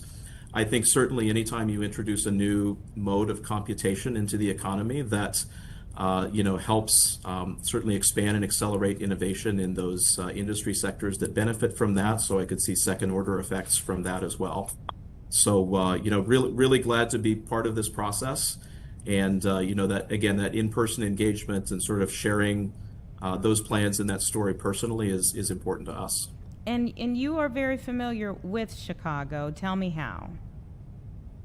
So I've been in Chicago for about 13 years. I finished my education on the south side of Chicago. I spent the last 7 years of my career at Argonne National Laboratory, working both on the laboratory's quantum science initiatives as well as thinking about applied energy innovation, right, in the directions of battery technologies, manufacturing science, clean energy, and an opportunity like Sai Quantum to basically merge all of those interests and try to create some world-changing opportunities right here in our home city where I'm raising my kids is, I think, a really exciting phase of my career, and very glad to have the opportunity here with Sai Quantum. Yeah, it is world-changing for sure. And how hard is it to change people's mentality on things to embrace it? That's all part of the process. I think with any technology that's really coming into commercial deployment for the first time, that's an opportunity to have a process with folks to talk about what it means for them in terms of economic growth, access to jobs, and the way that those will impact at the community level, at the sort of Chicago metro level, and beyond. And so certainly, again, that's a process. But I think we invest deeply in trying to have those conversations first at the community level with those that are most, directly kind of our neighbors at this site, and it goes from there. So we're pleased with the progress so far and excited to continue those conversations. Okay, so again, phase 1 will include what, and what's the time? Really pleased with the progress with our partners at Clayco and related. Phase 1 is going to be offices and space for our first sort of intermediate scale quantum computer, and additional phases in that construction will start at a later time. So certainly excited to see a lot of progress this year to keep us on track with our goal of really deploying a world-changing scientific instrument here in Chicago in the next few years. All right, we'll be checking back in. Thank you so much for your time today, Aaron. All right, thank you so much. Take care. It's 241 right now, and it is. I mean, if you I've seen so many different posts online of people like, whoa, just in seeing these steel beams go up. And then you wonder what other things will start to be built around that facility when it comes to maybe more housing or things of that nature. There's a lot of interest in what's going on right now. And again, that's in an area that has been kind of been left alone for quite some time. It's on the old South Work site. It's been vacant for 30 years. So it's very plausible why people would question what the next tenant of that area would bring, given the issues that came in the old steelworks site going away. And now, we'll see what happens with this particular development. We will continue to check in, all right? It's about 2:42 right now, and right around 2:45 or so, we anticipate a conversation with the president of the Aurora University, now that they have been ranked among the 30 most beautiful college campuses, not in the state, but in the nation. Pretty awesome honor. So let's get in a quick break, and then we'll hopefully have that conversation.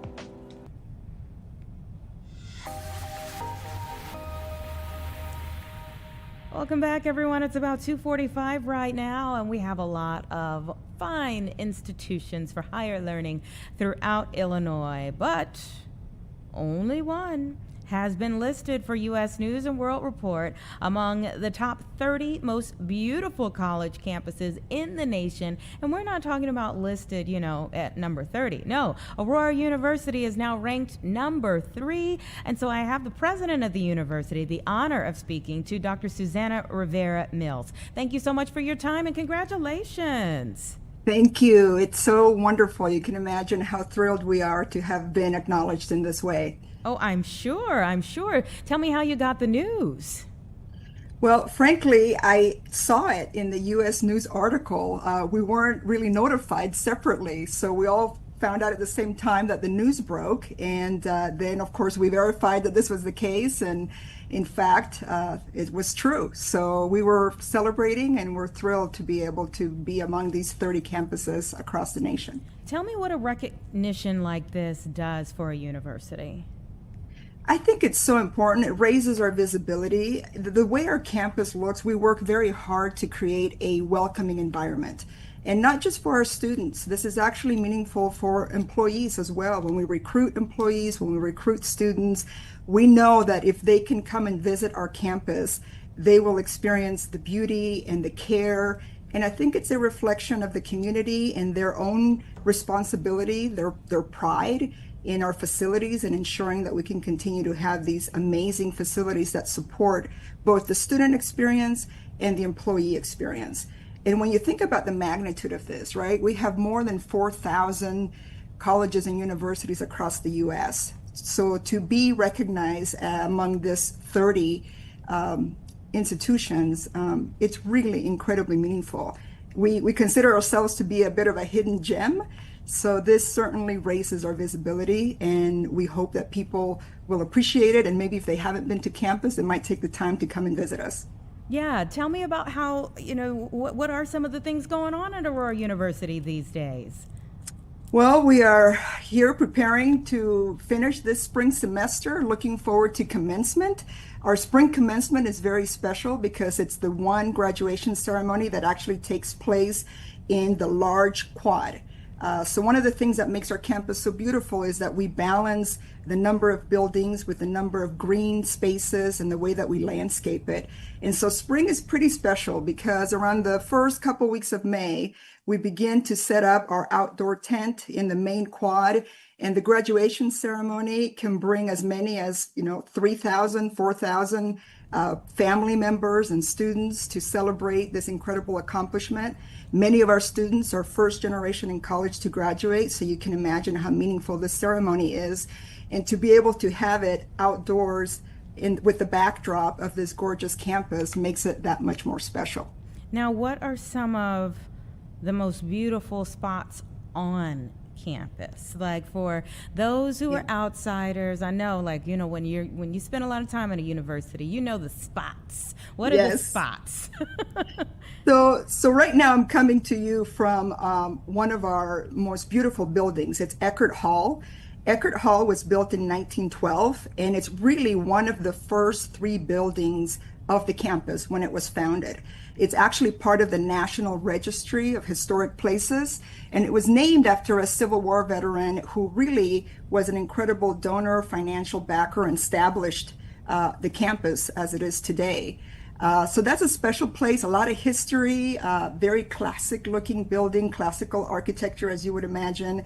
And it's a place where a lot of the administrative buildings reside. One of the places that I think is really special here at AU is our Tucker Residence Hall. So the Tucker Residence Hall really was designed and it was built particularly to accommodate neurodiverse students who may be on the autism spectrum. So when we designed that, when we built that, we paid attention to everything from the color of the paint, quiet spaces. We made sure there was adjustable lighting, that the right acoustic panels were in place to reduce any distractions. And so that is a very special space that also houses our Center for Neurodiversity, which supports our programs for this population of students. One of my favorite places, I have to tell you, is our university labyrinth. And I love on weekends, I get to see our community come out and use the labyrinth. It's located under a gorgeous canopy of trees. It kind of creates a peaceful environment for people to just walk, meditate, reflect. And the labyrinth is designed kind of in an ancient classical pattern that has 7 circuits. So they correspond to this deep symbolism of the number 7 that's held in various traditions and cultures. And we often see employees, staff, students, and again, community members from the neighborhood come out and use that beautiful space just to meditate. So I think what I appreciate the most, like I said, is this balance of green spaces, with the buildings, the different architecture, and the fact that the facilities really enhance the student experience. And at a time where I know you're aware, there's so many things happening around mental health, stress, anxiety, the ability to have these beautiful spaces that can contribute to a sense of calm and comfort, belonging and welcoming is really important to the student experience and the learning that happens here on our campus. Why do you think you all have been a hidden gem for so long? That's a great question. I think now we are being more intentional about making sure that people know we're here. We're launching new programs. We're recruiting in larger areas. And I think that just the visibility of people hearing about these things and allowing us opportunities like you are right now of making sure that people know that we are here, part of Chicagoland, just provides an amazing opportunity to just make people aware of the fact that we are here. We have been here for over 130 years, and we're very proud of this campus. Well, again, I'm proud of you all. Thank you so much for coming on this show to talk with me a little bit about this wonderful honor for you. Thank you. Do you have some things that are coming up that you want to go ahead and let people know about? Yes. So we're really happy to have established our first women's flag football team. We did a lot of recruiting last year. We're now for our first season of flag football. We won our first game last week, and we have this weekend 2 more games for the women's flag football that are being sponsored actually by the Chicago Bears at Hallis Hall. So we have 2 additional games, and we're just excited to support this program. We're so grateful that the Bears have been huge supporters of women's flag football, and we really want to see how far we can take it. And we're proud of our 17 women athletes who form part of this team and are looking forward to cheering them on. So that's been very exciting. That is super exciting. Hallis Hall, of course, just such a magical place. And for these young women who are embarking on a journey that, few can speak of, it is really wonderful to be able to see new opportunities for women in sports. Absolutely. I think it's just important to continue to maintain the balance and provide that access and that opportunity. I can tell you, actually, I've shared with the team that back in the day in high school, before women's football was so popular, I actually played women's football. So the moment I saw an opportunity to bring a team to Aurora University, I could not have been more thrilled. Awesome. Wow. See, look, you're leading the way there. There you go. Are there scholarships now already for young women in flag football for Aurora University? We're a D3 school, so Division III doesn't really offer scholarships to athletes, but we certainly have academic scholarships. We have institutional scholarships. We always make sure that our students are aware of all of the financial possibilities that will support them on their journey. So I certainly encourage anybody who's interested to speak to our financial aid office. They are amazing. They will let you know what's available.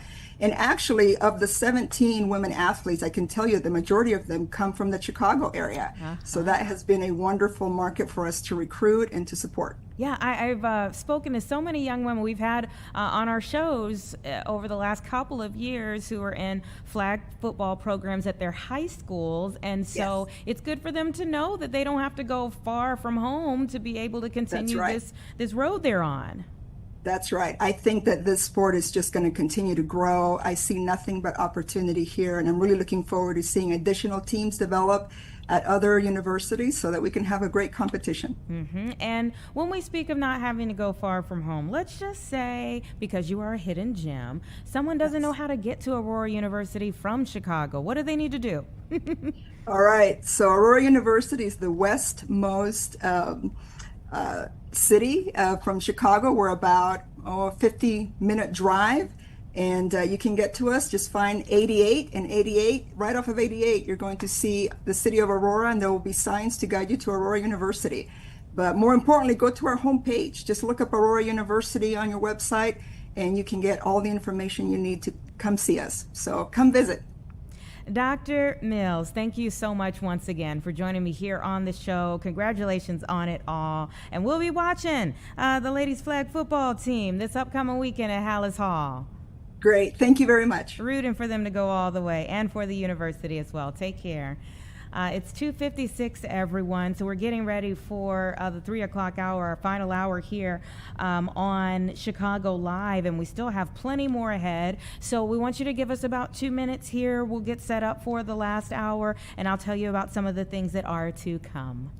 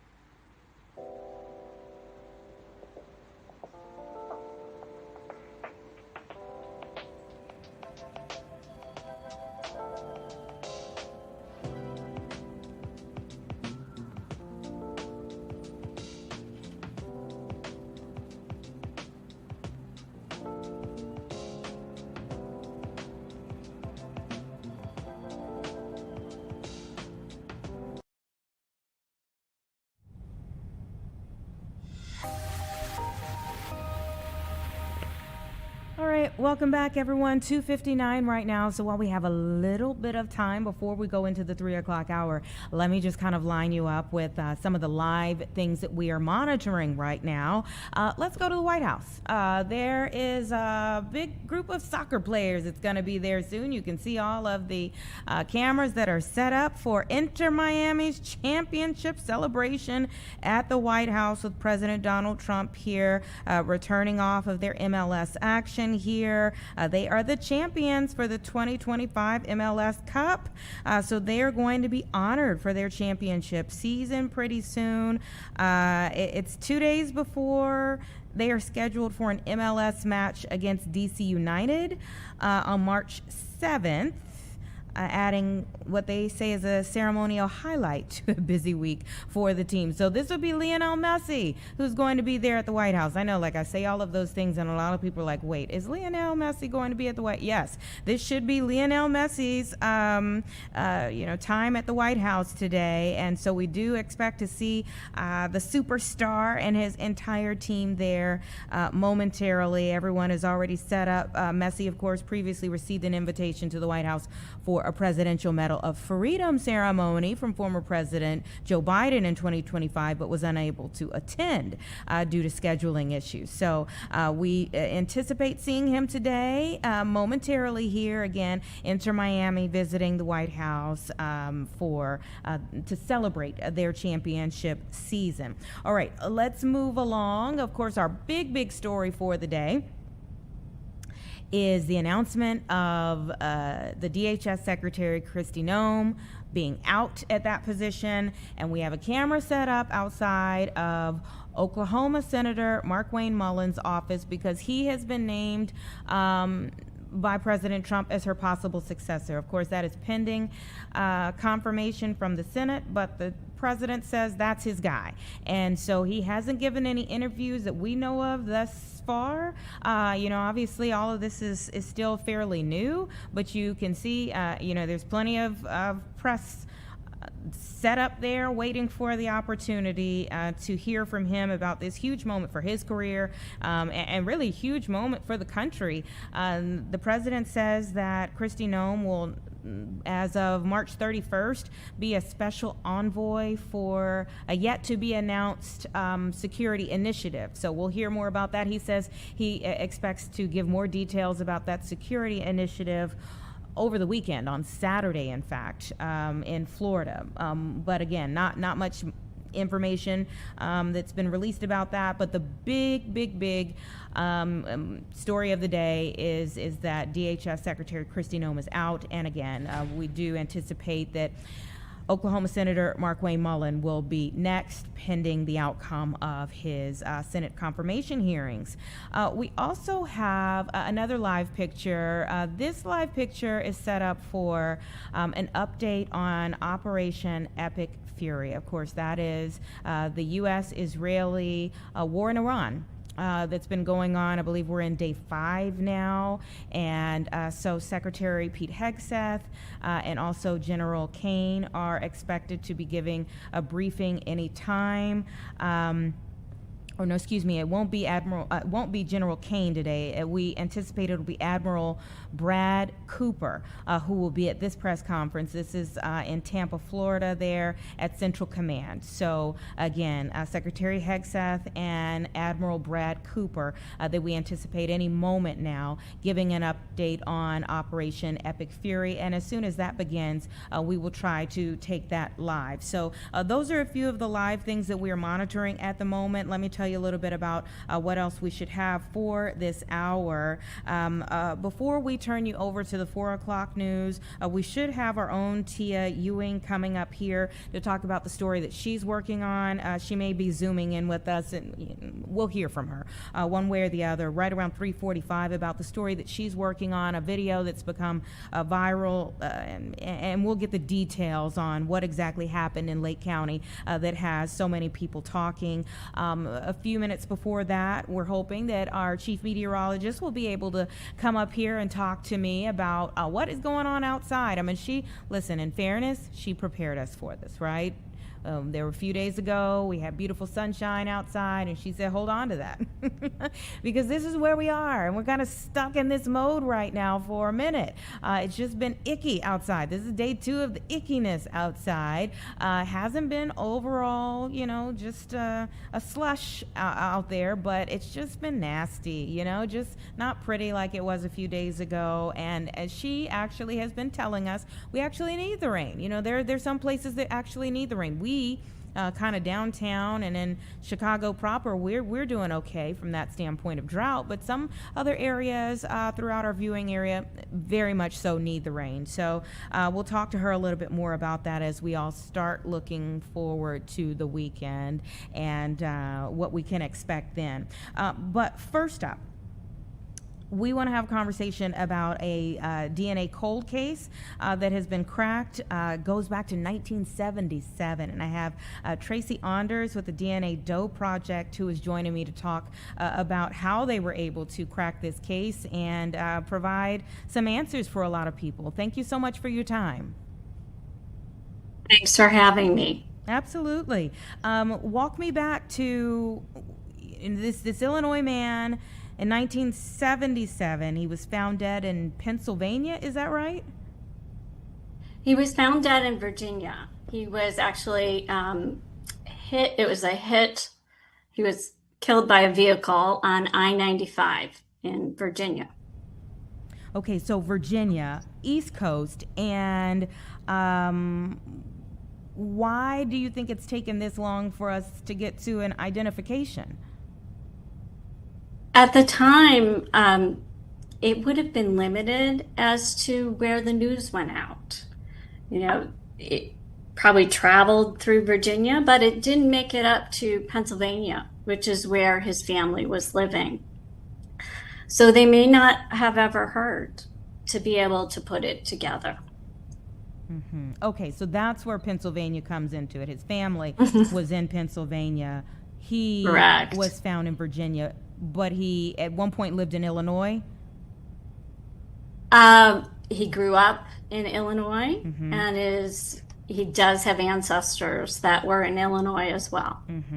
So, Kickapoo in Peoria County. Okay, all right, and so you all get this case, and I mean, is it like for people who are in your industry, is this like, hey, this is a great challenge for us, let's go? Or were you thinking 1977, what are we going to be able to do with this? Will we be able to do anything with this?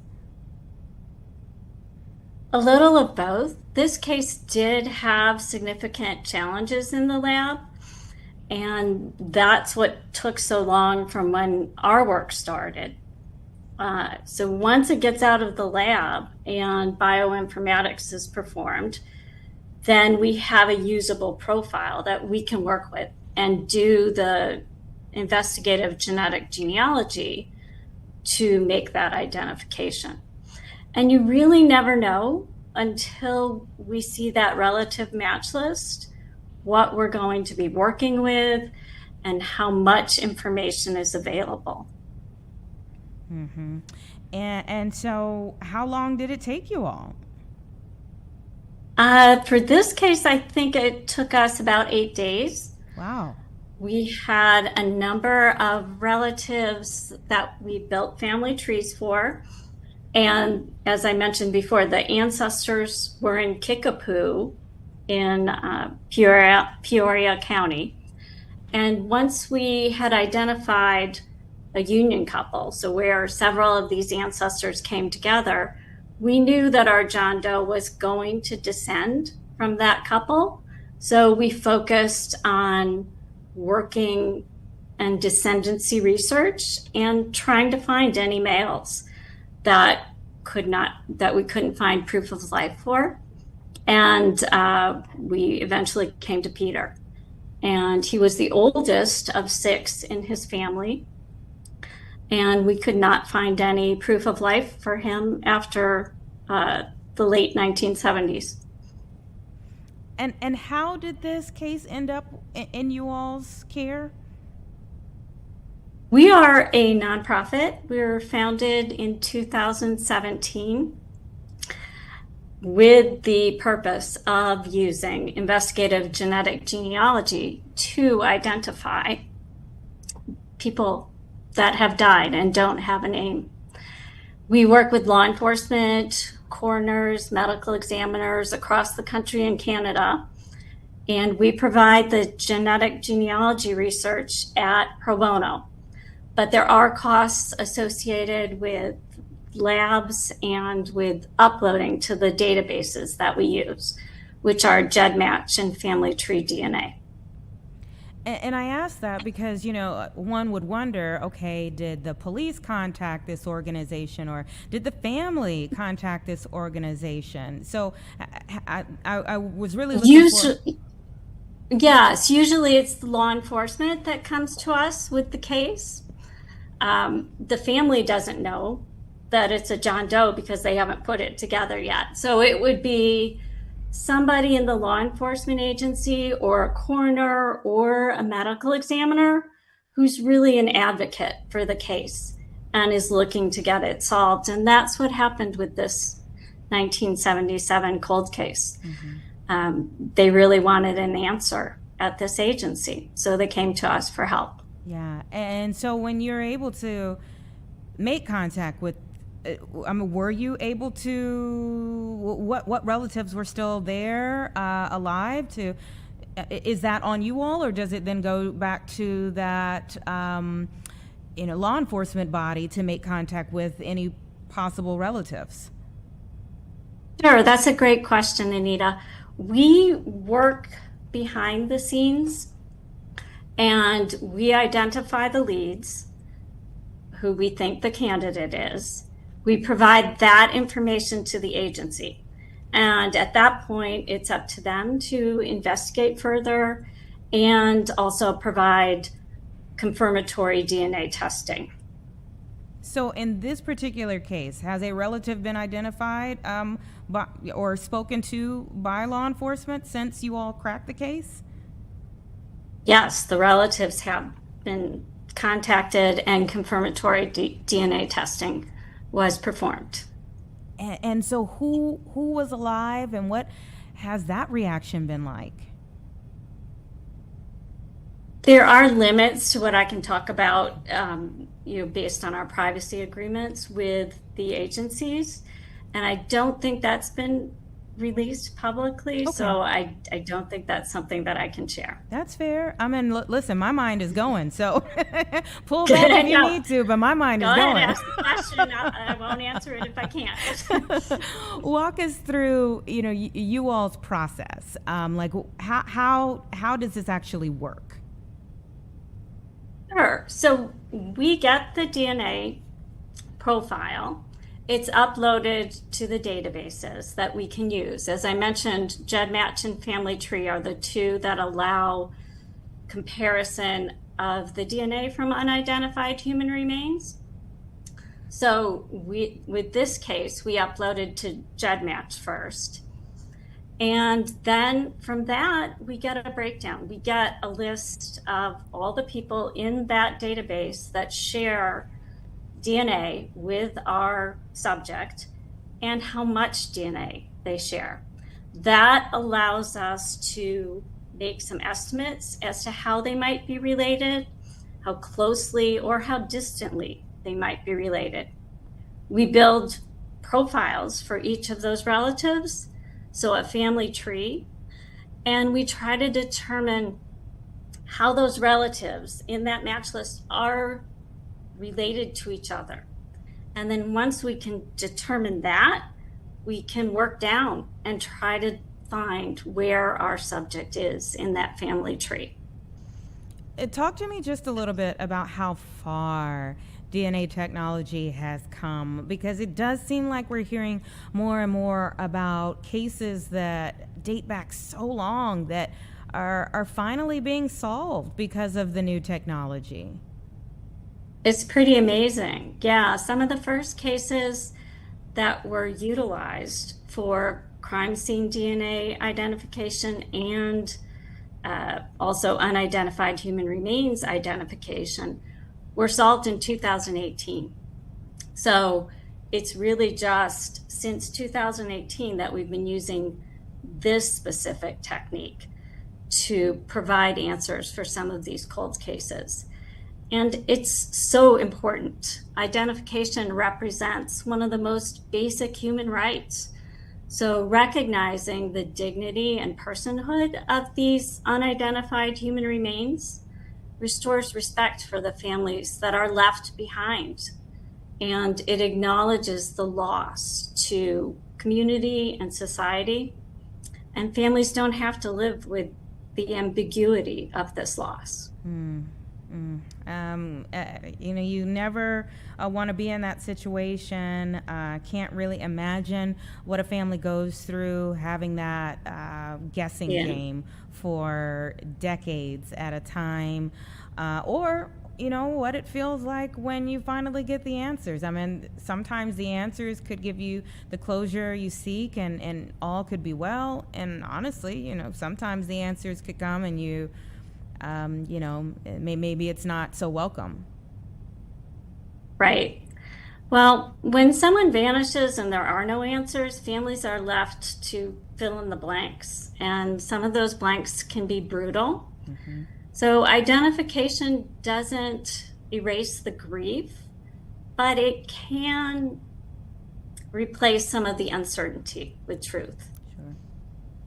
Sure. Yeah, that's fair. Well, thank you so much for joining me today and telling me a little bit more about this particular case. We know so many people who are in these situations. Maybe they have a missing relative, and you hold out hope for a long time and never know whether you'll get it. But when people hear stories like this, it is a reason to keep holding out for hope, because maybe they will be the next Jane or John Doe to be identified. Thanks for having me, and may Peter rest in peace, and I hope his family finds comfort in the fact that so many people worked for so long to bring him home. Certainly hope that they do. Thank you so much for your time. Thank you. Mm-hmm. It's about 3:17, everyone. Let's take a quick break, 2 minutes, and we'll be right back.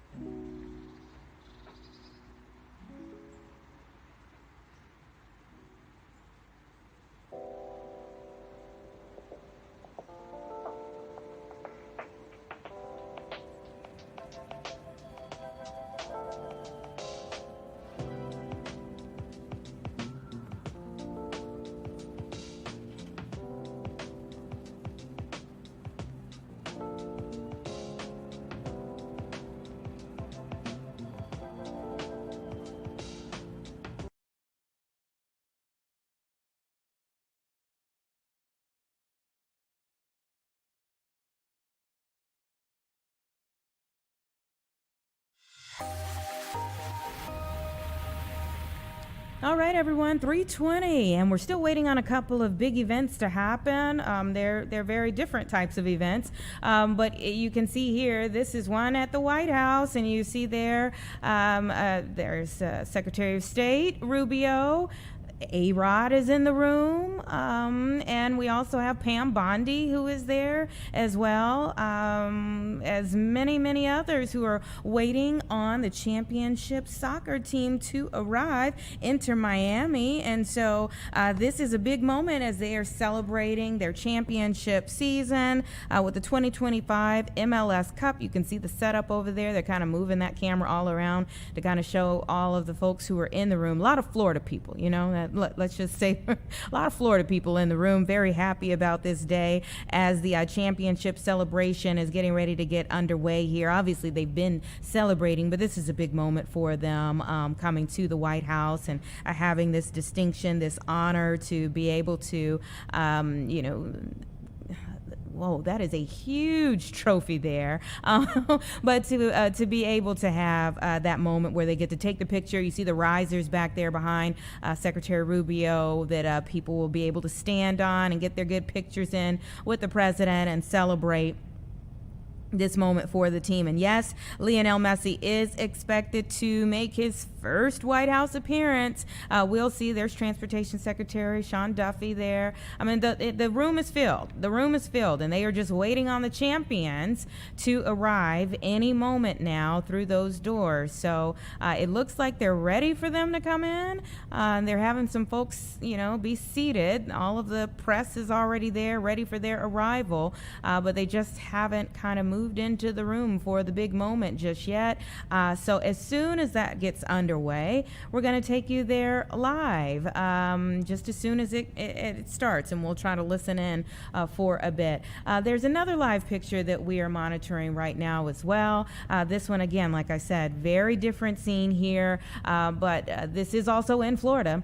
This is in Tampa, where we are awaiting Secretary of War Pete Hegseth and Admiral Brad Cooper that are expected to give an update on Operation Epic Fury in Iran. We know that we have lost already at least 6 service members. I believe that as of today they have all been identified. God bless their souls and their families. But obviously each day becomes more critical for people to learn what's going on there and how long our troops will be there and the extent of the operation, as much as they can give to the public for today and moving forward. So looks like they're just kind of testing the mics there, getting ready for this to get underway again, similar to the event at the White House. It seems like we are close. It is imminent, but neither one has started just yet. So either one that starts we're going to go to, but neither one has started as of yet. Both very important for us to see today. This obviously the most important for us to get an update on what's happening overseas. So give us a couple of minutes and we'll see if they have begun. If not, we'll press on, but give us 2 minutes and we'll be right back.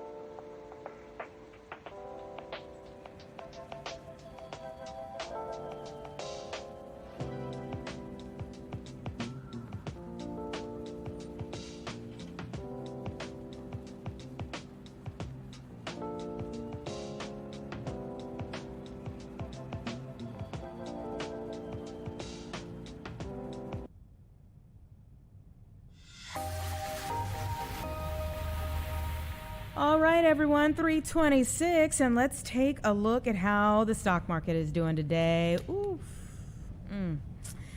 Not a good look.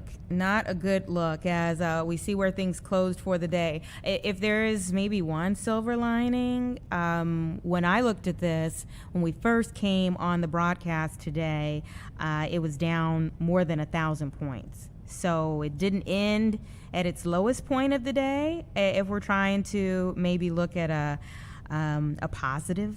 But that's a whole lot of negative on the screen there, as you can see for your own eyes, all red today. I mean, not even a mixture today. So let's kind of get a little background here. You can see the numbers. Dow Jones closed 784, and the S&P 500 fell 0.56%. The NASDAQ Composite dipped 0.2% here. There was some type of sell-off led by Boeing and Caterpillar today. Oil prices jumped. And you know that ties back into, again, the war in Iran, as we're still waiting on an update on what's taking place there. But we do know that U.S. crude has topped $80 per barrel. So there's a lot of uncertainty here. And of course, whenever we have uncertainty, the market doesn't respond well. So this seems to be the driving factor here is the oil, as to what we're seeing here on the screen. Again, the index was down at one point in time, more than 1,000 points. So didn't end at its lowest level, but just really not good to see what we're seeing here on the screen. In an earlier briefing, the Defense Secretary Pete Hegseth, now Secretary of War, says that the U.S. is winning decisively, but Treasury Secretary Scott Bessent has also said that these swings could continue for a while. So this is where we are right now, and not what we want to see, but again, not the worst that we have seen as the day has gone on. We'll continue to monitor that, look again tomorrow, kind of see how the week ends, but it's certainly been a week of definitive change, a lot of that being driven by what's going on overseas with the U.S.-Israeli war in Iran. It's 3:28 right now. Let's get in a quick break, 2 minutes, and our chief meteorologist is here in Studio 32. We're going to bring her in so that we can have a conversation about the ick that's hanging around outside.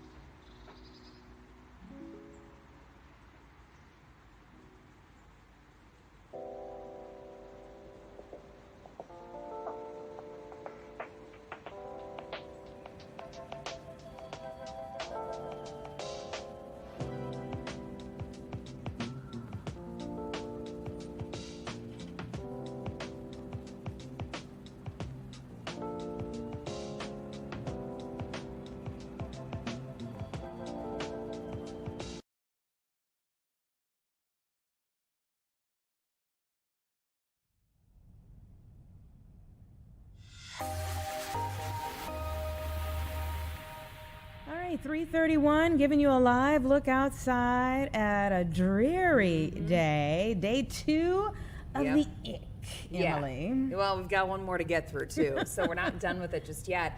You know, so we just got another alert from the National Weather Service about the dense fog advisory. So there was already one that was set to remain in place until 3. Of course, it's 3:30 p.m. now.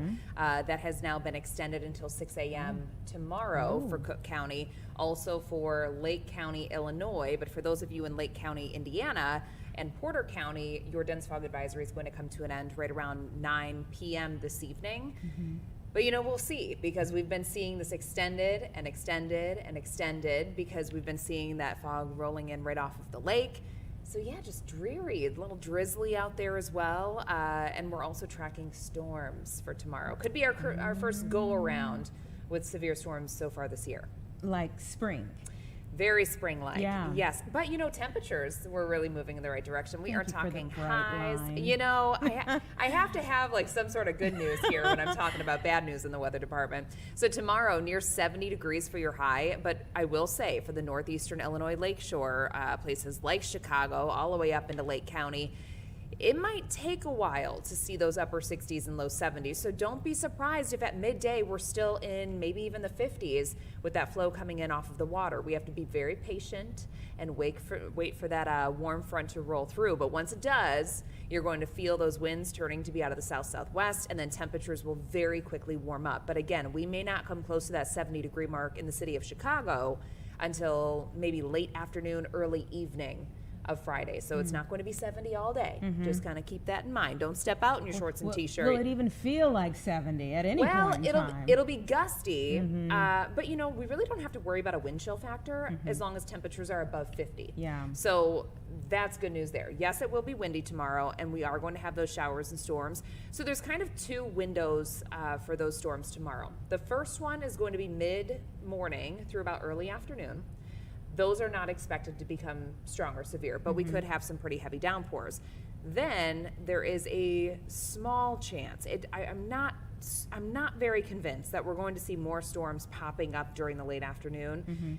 If we do, those are the ones that could become strong or severe. So damaging wind gusts, maybe even an isolated tornado is possible. We are in that 2% risk area, which I know doesn't sound like a lot. People hear a 2% risk and they're like, it's not going to happen, don't worry about it. But what that actually means is when you see a map that has the area highlighted in green or in that 2% tornado risk, what that actually means is that if you were to choose any single point, so for instance, if we were to say Joliet, just picking a dot on a map here, within 25 miles of Joliet, there is a 2% risk of tornadoes. Same thing if you were to choose Chicago or choose Hammond, you know, it doesn't really matter as long as you're in that 2%. So what you should take away from that is it's not zero, right? Yeah, I mean, that's the big thing. Any chance of a tornado should perk your ears up and say, I need to be listening to more. So it's not a very large chance. The probability is not all that high, but you know, we have all these different ingredients. What we need for it to happen though is all of the ingredients have to overlap at the same time. So the timing of the warm front is going to be key for us tomorrow. And then looking beyond tomorrow, you know, things look pretty good. We're finally breaking this rainy weather pattern that we've been stuck in. So the showers are going to come to an end Saturday morning. If you have Saturday plans during the day, things look great. That high of 64, I think that's going to be in the early morning hours, and then we're going to be dropping during the afternoon, so don't be surprised if we fall into the 50s. Regardless, that's great for this time of the year because your average high is right around 43, 44 degrees. And then on Sunday, lots of sun, a high of 61. We're back up to near 70 on Monday, same thing on Tuesday. And you know, Anita, I've kind of fine-tuned the forecast for you on Wednesday. You know I'm looking I know. as we get a little further into the forecast. So Wednesday and Thursday, as of now, they're looking like the cooler days of next week. The following weekend, you know, we've been talking about this for a few days now, is when all the St. Patrick's festivities are going to be taking place. And, you know, models are hinting at another slight warming trend. So we could get lucky going into next weekend. Precipitation at this point, it's too far off to know. So we can't say for certain that it's going to be a dry day, but it does look like we should start to see those temperatures warming back up again next weekend.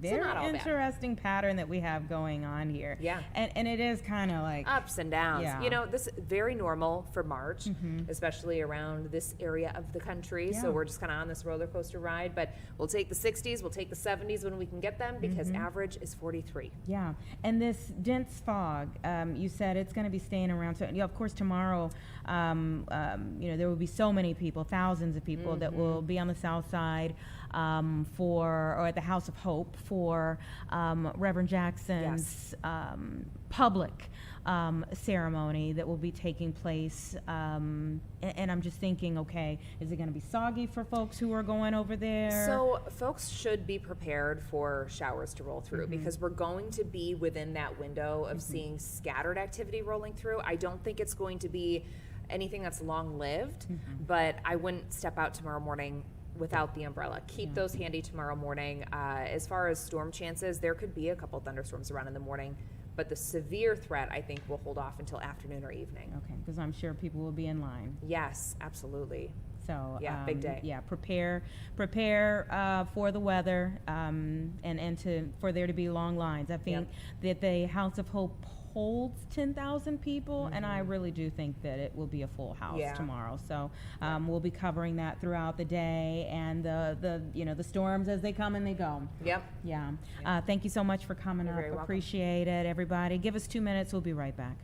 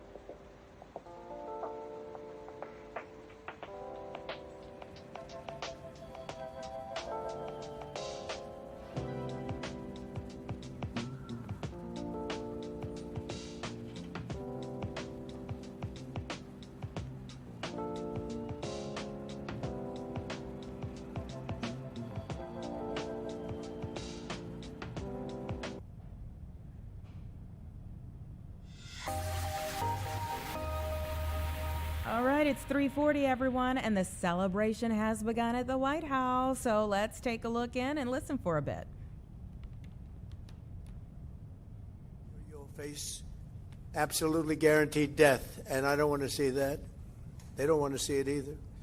We also urge Iranian diplomats around the world to request asylum and to help us shape a new and better Iran with great potential. It's a country with great potential, as much better future for Iran. It's now beginning. It's going to be, I think, a great future, and the United States will ensure that whoever leads the country next, Iran will not threaten America or its neighbors, Israel, anybody. If you look at what happened, they had missiles aimed at all of these other countries, Qatar, Saudi Arabia, UAE, many others that weren't really involved very much, and they had missiles aimed. Well, they were aimed there long before this ever started. They were going after the entire Middle East, and then we came along. We blew up their party. So we have phenomenal people. I want to thank all of the people that have been involved. Marco, you've been doing a fantastic job. And you've been doing a fantastic job on a place called Cuba.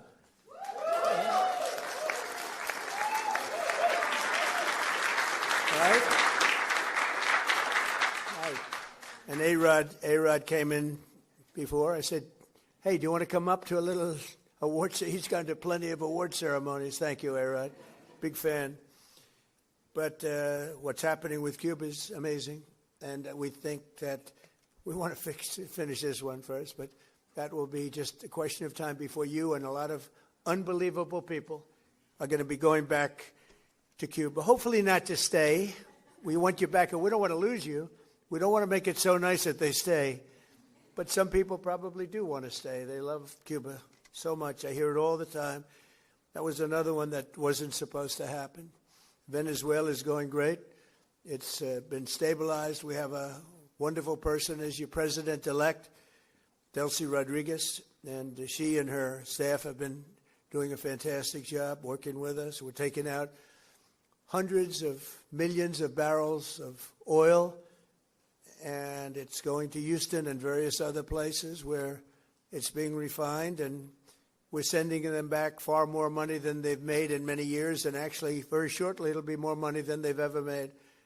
And Venezuela is working. So we've had a lot of countries in places that truly love, you would say football, I would say soccer, but these are all countries that love football/soccer. And so I think the group likes it. And if you'd like, you could sit. I know I'm a very exciting speaker, but you can sit down if you'd like, okay? I'm looking at everybody standing. I'm saying, let's sit down. Because we're here to honor these great champions, and we want to take our time, right?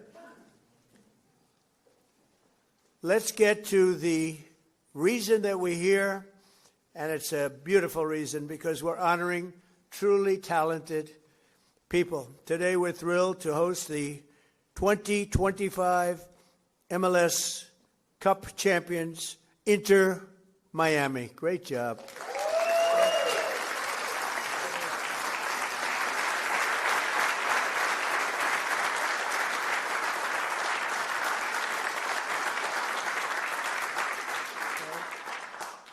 And it's my distinct privilege to say what no American president has ever had the chance to say before. Welcome to the White House, Lionel Messi. Lionel Messi is, my son said, Dad, you know who's going to be there today? I said, no, I got a lot of things going on. He said, Messi. I said, really? He's a big fan. He's a big fan of yours. He thinks you're just a great person, and I think you got to meet a little while. So he's a big soccer fan, but he's a tremendous fan of yours. And a gentleman named Ronaldo. We have Cristiano is great. You're great. Boy, some big champions, some great athletes in that sport, and people that really love what they're doing, and they're doing it well. And it's an honor for us and everybody at the White House to be honoring you today. So congratulations as well to co-owners Jorge and Jose Mas. Who came from Cuba, right? Originally from Cuba? Huh? Your parents came? And you're going to go back, oh, yeah. It's going to be, and you won't need my approval. You just fly back in when I can just see that. It's going to be a great day, right? We're going to celebrate that separately. I just want to win. So congrats again to the champs, Inter Miami. They're being celebrated at the White House for their spectacular season. Still no sight of Lionel Messi, and I know people wanted to see him, but we have a sighting of Tia Ewing, and so good to have you up here. I know we're going to be covering Reverend Jackson's People's Celebration starting tomorrow morning at 11 a.m. together, and you've been working on putting together a piece that goes back to a place that has significance. significance? Yeah, so it's really interesting. You know, sometimes in our lives, the barber, the hairstylist, the nail tech, they're sometimes the closest people to us, literally physically, but also a lot of times you divulge all kinds of like information. So we didn't get the tea, so to speak, on what the Reverend Jesse Jackson shared with his barber, but we did see really the legacy, I guess, that he implanted in this barber who's much younger, obviously, than Jesse Jackson. But he talked about, you know, him cutting his hair for the last time. He was his barber for an entire year. And he talked about, you know, kind of slowly watching his health decline, but still, you know, keeping his legacy alive. So he talked about, you know, what he learned from Jesse Jackson, being that he runs like one of the largest barber colleges in the state of Illinois. And, you know, the story is really interesting. So it's a little bit about him and what he's gathered, you know, being around Jesse Jackson, because actually them being around each other predates him being his barber. So as a child, he would go to Operation Push. He would be in the basement of the building, you know, listening to Jesse Jackson say, you know, I am somebody. So he talks about all of that. And it's just nice to hear this, you know, from someone that has no stake in the game. He wasn't charging Jesse Jackson for his haircuts. He said he was just honored to be able to be in his presence. So he never got $1 for ever cutting his hair. But I just think it's like a story of, you know, sometimes we're so busy chasing after maybe the person who worked alongside Jackson for so many years. It's just a different perspective into his life. Sure, absolutely, and all are valuable, you know, and tell different sides, different perspectives on the whole of a person. You know, there are so many different aspects to every being, and so being able to talk to somebody, one person has a totally different experience with you than another person, you know. True. And you're right that like the beauty salon, you know, the barber shop, these are places of cultural significance too. Yes, they are. Yeah. And so he talked about that. He talked about why, you know, a person like Jesse Jackson, who even when I was a kid, I used to go to Operation Push, and he would talk about the importance of the black dollar and circulating that dollar in the black neighborhood. And so here it is, this barber who started at 13, by the way, decided to open up. Majority of his businesses are open in communities of color. And he said that, you know, that was really an impartation from Jesse Jackson and his messaging. So it, you know, it's one of those stories where I'm like, this is really neat to like learn some of the things that maybe, you know, I didn't even know about from someone else who's experienced it. And so that final haircut happened 3 weeks before Jesse Jackson passed on. And so he said that particular day, he felt like something was brewing. He couldn't put a finger on what it was, but his exact quote was, "It just felt different." And so the Jackson family took pictures of him cutting his hair, and that's his last memory. I said, well, did you sense something? He was like, I can't explain it, but I had actually left. I was actually packed up, ready to leave, and Mr. Jackson said, Usher basically waved to have him come back. And when he came back, he held his hand real tight, and then Larry Roberts Jr., who owns Larry's barber colleges, kissed the Reverend on his head, and that would be the last time that they would see each other and Jackson be alive. Wow. You know what, and it's very possible. We were speaking with Congressman Jackson in the 1 o'clock hour, and you know, he was just kind of going back through the last several months. Obviously, we all know that Reverend Jackson hasn't been in good health in a while, but it's very possible they were just cataloging things for you know, some time, knowing that these were his final days, not knowing the time nor the hour, you know, the day nor the hour, but knowing that the end was near. Yeah, and maybe not publicly divulging that to everybody, you know, on display for people to see, but he thought it was very interesting. He said, I never requested the picture. They decided to take the pictures, and so he has pictures with him when he's well, you know, before the wheelchair, before the health decline. And so he's just thankful that he has that last memory. And in fact, I guess he cut his hair so well that even in death, he really didn't need his haircut again. Really? Yeah. Wow. Wow. You know, and those are moments he's going to have with him forever. Yes. How was it for him seeing a hero in decline? Yeah, that was tough for him to see a hero in decline, but he said that he just wanted to be in the room.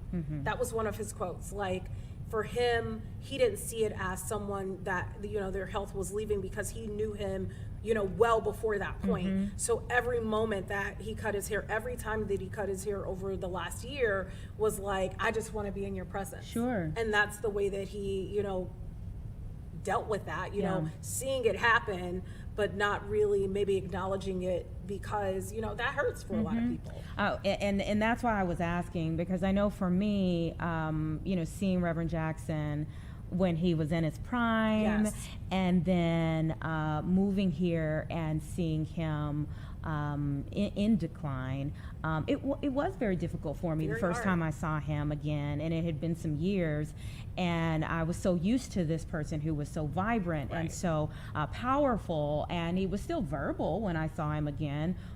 But it felt like, you know, seeing your grandfather, who is in the last leg of his journey. You know what was interesting? So the last time that I really had a conversation with Reverend Jackson was a few years ago. He was in the wheelchair, but he was still talking. You may not have been able to understand every single thing, but you understood. And I had my daughter with me. And he said, I want the baby. He didn't even care about me. He's like, DIC, but I want your baby. And he grabbed my baby. Like, one thing about him that I always noticed is that he made sure to embrace the youth. And I think sometimes that's something that, you know, the older generation doesn't do enough. But like, not just my daughter, he was doing that with all the kids that were at this particular event. And I was just like, wow, that's very interesting. And, you know, I think it's something that a lot of our leaders and, you know, older generation, they don't do enough of. But I think he was very meticulous about that, even in good health, to embrace the youth, because he knew that no matter how long they were together, whether it was 5 minutes, an hour, whatever, he would be like planting something in them that would eventually bloom. And I think, like in Larry Roberts' case, that's exactly what happened. Yeah. And it takes people, especially for the younger generation that didn't get to see him in his prime, you know, it takes those around them, you know, the parents, the grandparents, to be able to teach them. I think one of the things that has been moving even in the last couple of weeks in seeing crowds come out is seeing people who bring that younger generation. True, because you don't expect it. Yeah, and you know, they don't know, but they are learning something in this moment.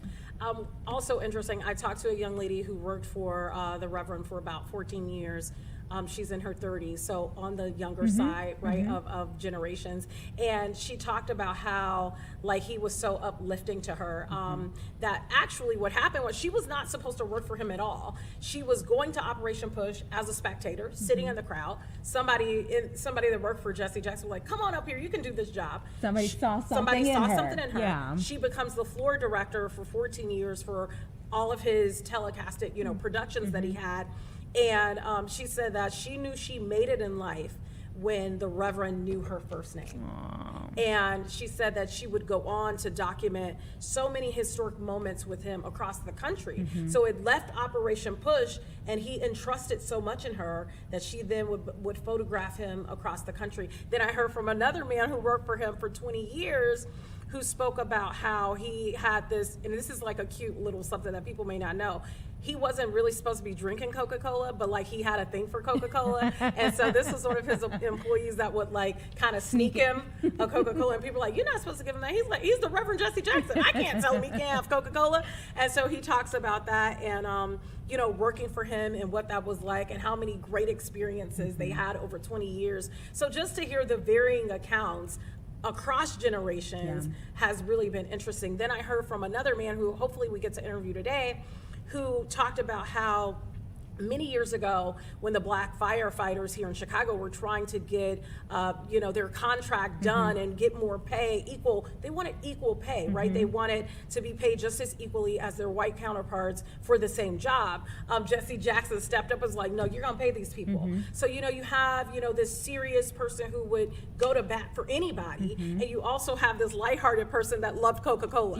So it's just interesting to see all the different experiences that he imparted into other people. These memories that so many people have been left with. Tia, thank you. We'll be together again in the morning as we begin these final goodbyes for Reverend Jesse Lewis Jackson Sr. We'll be right back in 2 minutes.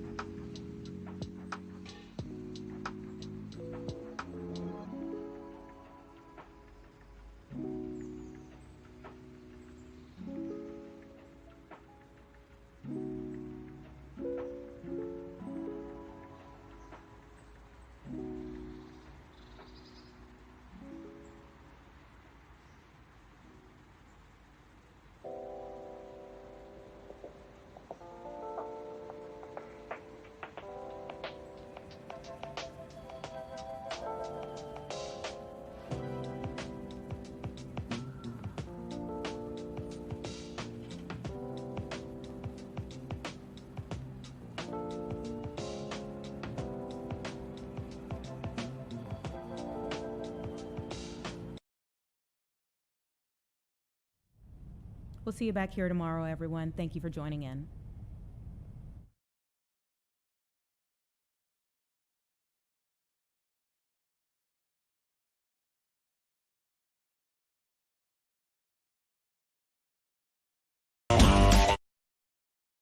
Live from Chicago, this is Fox 32 News at 4.